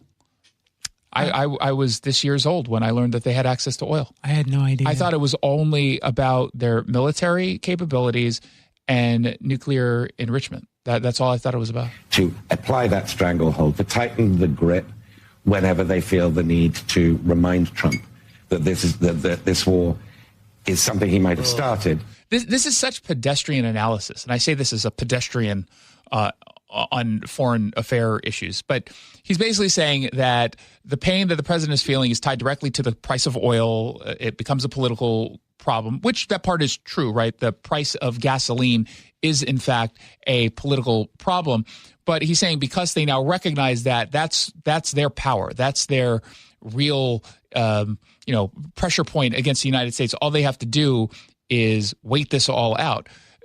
There's a few things that this pedestrian analysis is missing. Number one, we don't purchase oil from Iran. Now you're going to say, well, yeah, but global pricing it is what really matters here. It's all about a global supply and demand. And if they are putting out oil, whether it's on the black market that they're selling to China or elsewhere, doesn't really matter because it's okay, fine. But what about Venezuelan oil now, which is now going to be, and that's still going to take a little bit of time, more open to the markets. And it's not going to China. We're going to prevent it from going to China. It's not going to Cuba anymore. We're preventing that.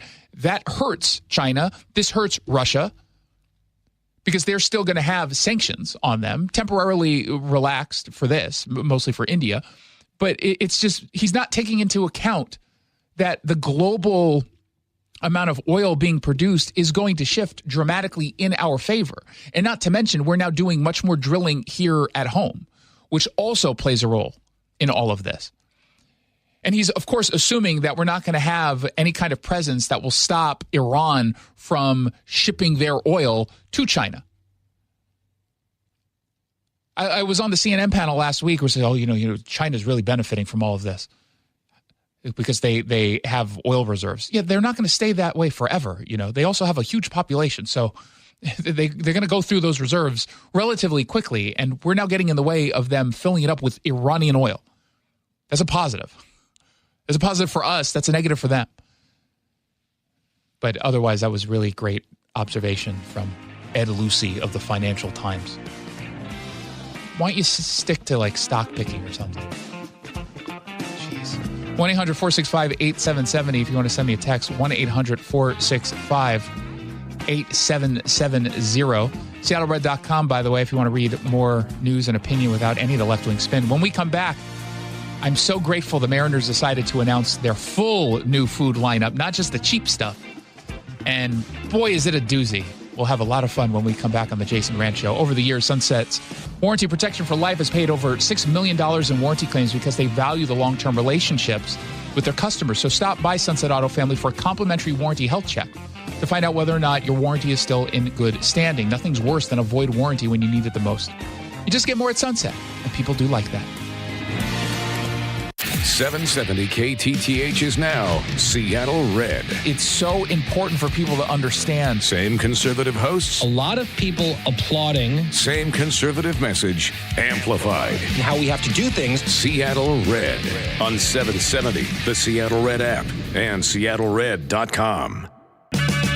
Check engine or ABS light on? Take the guesswork out of your warning lights with O'Reilly Veriscan. It's free. Ask for O'Reilly Veriscan. O'Reilly Auto Parts. I move mountains for a living. Literally. That means I don't carry hand lotion, and when it comes to serious heartburn, I don't mess around with anything but Rolaids. Rolaids' dual-active formula has calcium carbonate and magnesium hydroxide that relieves heartburn fast. Yeah, you heard right. 2 actives for that powerful relief. And the best part? The roll fits right here in my pocket, so I can get back to moving mountains. Rolade spells powerful relief. Read each label. Use as directed. Keep out of reach of children. Every business starts with an idea. With smart business buying from Amazon Business, get everything you need to grow in one familiar place. From office supplies to IT essentials and maintenance tools. Ready to bring your visions to life? Learn how at AmazonBusiness.com. Is your heating bill too high? That's an all-red emergency. Go to trustallred.com to discover how a new high-efficiency heat pump could cut your energy costs 10, 20, 30% or more. And with rebates and programs available, now is a great time to save big. So you'll be warm and snug in the winter and cool and comfy in the summer. Go to trustallred.com. That's trustallred.com today, because if it's all red, it's all right. I had pain, I had numbness in my feet. That pain and that numbness just got worse and worse and worse as time went on. This is Greg describing life with neuropathy. I went to 5 podiatrists, tried different treatments, tried different orthotics, tried different shoes, had cortisone shots in the tops and the bottoms of my feet. Saw a neurologist. All my medical doctors said, can't help you. Live with the pain. You're not going to be able to sleep. This is your life. And then I just gave up until I found Sound Pain Solutions. I'm Dr. Mark Shelley, a chiropractic physician and board-certified functional neurologist at Sound Pain Solutions. Our neuropathy treatments can rehabilitate damaged nerves. We use FDA-cleared, non-surgical, drug, and pain-free procedures that help neuropathy sufferers like Greg find relief. I feel better. I mean, just feeling better is huge. If you experience numbness, shooting or burning pains, or loss of balance, call us. Sound Pain Solutions, 855-996-0025, or click soundpainsolutions.com. Mitch here at Leathers, Washington's most eclectic home furnishings resource. There's too much stress in America today. I cannot solve this national affliction, and I cannot run for president as I'm only 74. What I can do is offer you stress-free chairs at our lowest prices of the season. Fjord's factory-authorized sale is going on now. Save hundreds to thousands of dollars on these tailored stress relievers in gorgeous colors that swivel, glide, recline, or even lift. So lessen your stress. Treat yourself to a Fjord's recliner at Leather's Fjord sale in Issaquah now. You've probably heard all those ads for life insurance. Just a few dollars a day, apply online in minutes, no medical exam. Simple, easy, and cheap, right? Now you're thinking, maybe I should get a quote. Well, smart thinking. Everyone should have life insurance. But here's what they don't tell you. Those few dollars a day rates, they're for young people in perfect health. That's why everyone calls Big Lou the 50 to 60-year-old not-so-perfect candidate. Like you. You take prescription meds and you're overweight. Winner, winner, fried chicken dinner. Well, Big Lou works with life insurance companies that want people like you with no surprises after you apply. In fact, if you're a 50-year-old guy with a few health glitches, Lou could probably find you $1 million of term life coverage for about $200 a month. So yeah, you need life insurance. But unless you're young and healthy, you gotta call Big Lou, because he's like you, older, heavier, and on meds too. Get a quote right now at 800-529-2856. 800-529-2856 or biglou.com. Welcome back to the Jason Rantz Show. What kind of stories are my favorite stories? Where you can talk about menu items at ballparks. I don't know why I get so amused by these stories, especially since I almost never go to any games. Well, it doesn't matter what sport we're talking about. I almost never go. And if I do go, especially now, I'm unlikely to eat anything. Because if it's not grass-fed, if it's not organic, if it's not without any, comes within like an inch of plastic, I'm not going to eat it. The only thing I'll do, and I still do, even though biohacker Dave Asprey yelled at me over it, Coke Zero. That's still what I drink. I still like that, but that's about it. So I shouldn't be so interested in this. And yet, here we are, super interested. Mariners, yesterday we went over their cheap eats category. And there were some good deals, especially around alcohol, in the context of how expensive things usually are. So there was some good stuff there. But now we're going across like the new menu items that are meant to create buzz and get people to spend, $40 on something that otherwise might only cost them $8. And this bothers me because one of the new and extended menu offerings comes from the Washington State Ferries. They've got a souvenir boat celebrating 75 years of the ferry system, even though, if we were to only count the ones where they were fully operational for an entire year, maybe 7. So I don't know how we get to the 75. But you get this souvenir plate, I guess, but it's like it's a ship. It's a ferry, and it's hollowed out so you can put the food in it. And you can put all sorts of different things, including, and this is gross, they say bases loaded crab nachos, wonton chips, cheese sauce, crab salad, sesame, green onion, and Thai chili sauce. That's too rich and gross. And by the way, how do you have a wonton chip hold the weight of any of that? Aren't wonton chips really thin? I think so. Traditionally? So how does it carry the weight of cheese sauce, crab salad, and Thai chili sauce? That doesn't sound right. But if that doesn't sound good, you can do dockside double dip. I don't know what their thing is. Wonton chips again with beer cheese crab dip and spinach artichoke crab dip. That doesn't sound good. Crab fries or Old Bay fries, chicken tenders, Sidewinder fries, or fish and chips. I don't think any of that is appropriate. Unless you're a child, for chicken strips, I don't think any of that should be eaten at a ballpark. What's wrong with fish and chips? It's not ballpark food. How's that not ballpark food? Because you don't think anything is ballpark food. Your hands get all oily. Not really. Just what grab do you a mean napkin. not really? It's deep fried, battered fish. It's not bad, but just grab a napkin. Oh, you better grab a lot of napkins. I've had fish and chips it's not that messy. Okay, see, now I get why you're defending it. Because this is you. You're an offender. But if I swear to God, if I see you eating out of Washington State Ferry... Oh, I would never do that. I would never debase I'm going to have to bludgeon like you that. to death with it. I'm sorry. I would encourage that. That's just wrong. Pierogi is operating there now. And that makes more sense because that's a finger food or a handheld food that's not particularly messy. Although I will say they can get very there's a lot of crumbs that come from that. So that could be annoying. El Rincocito they are serving asada quesadilla, asada tacos, birria tacos, which that's a mess because that's a super wet and just messy beef. Just regular stuff. What I don't understand this one. Tamarindo and hibiscus? Is that tamarind in Spanish? I don't know. Isn't that like a paste? Then they have, this sounds good. Not for ballpark, but this sounds good. Rolling Smoke Barbecue. You can get a rib platter of a half rack of smoked ribs with 2 sides. Don't eat ribs at a ballpark.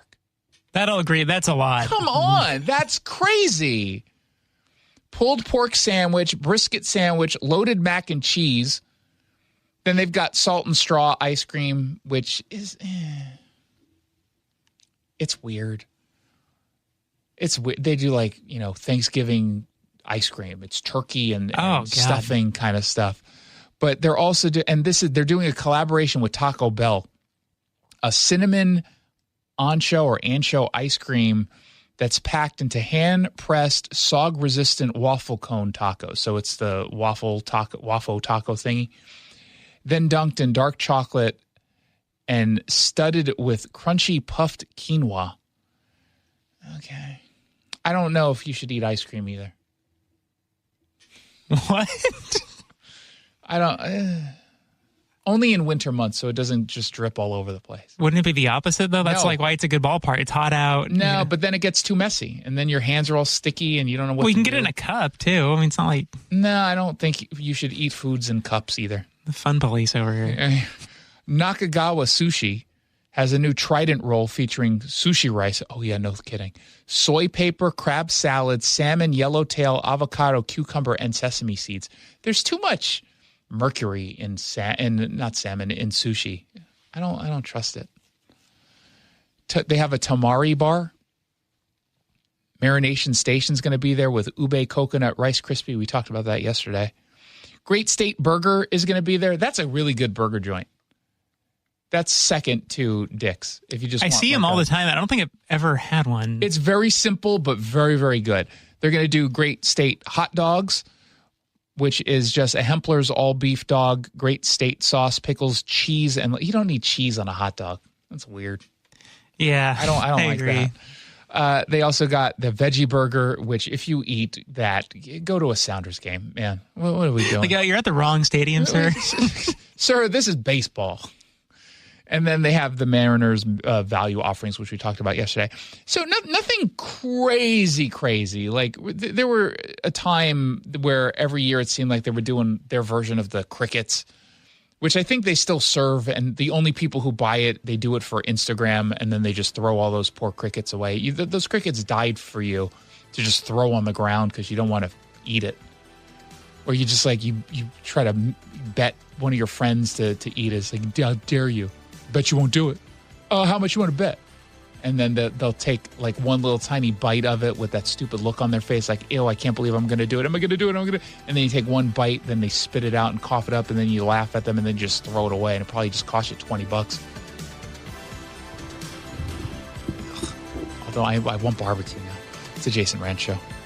Finding great candidates to hire can be like, well, trying to find a needle in a haystack, but not with ZipRecruiter. Its powerful technology actively finds and invites qualified candidates to apply to your job. So while other companies might deliver a lot of hay, ZipRecruiter finds you the needle in the haystack. See why 4 out of 5 employers who post a job on ZipRecruiter get a quality candidate within the first day. Try ZipRecruiter for free at ZipRecruiter.com/free. That's ZipRecruiter.com/free. ZipRecruiter.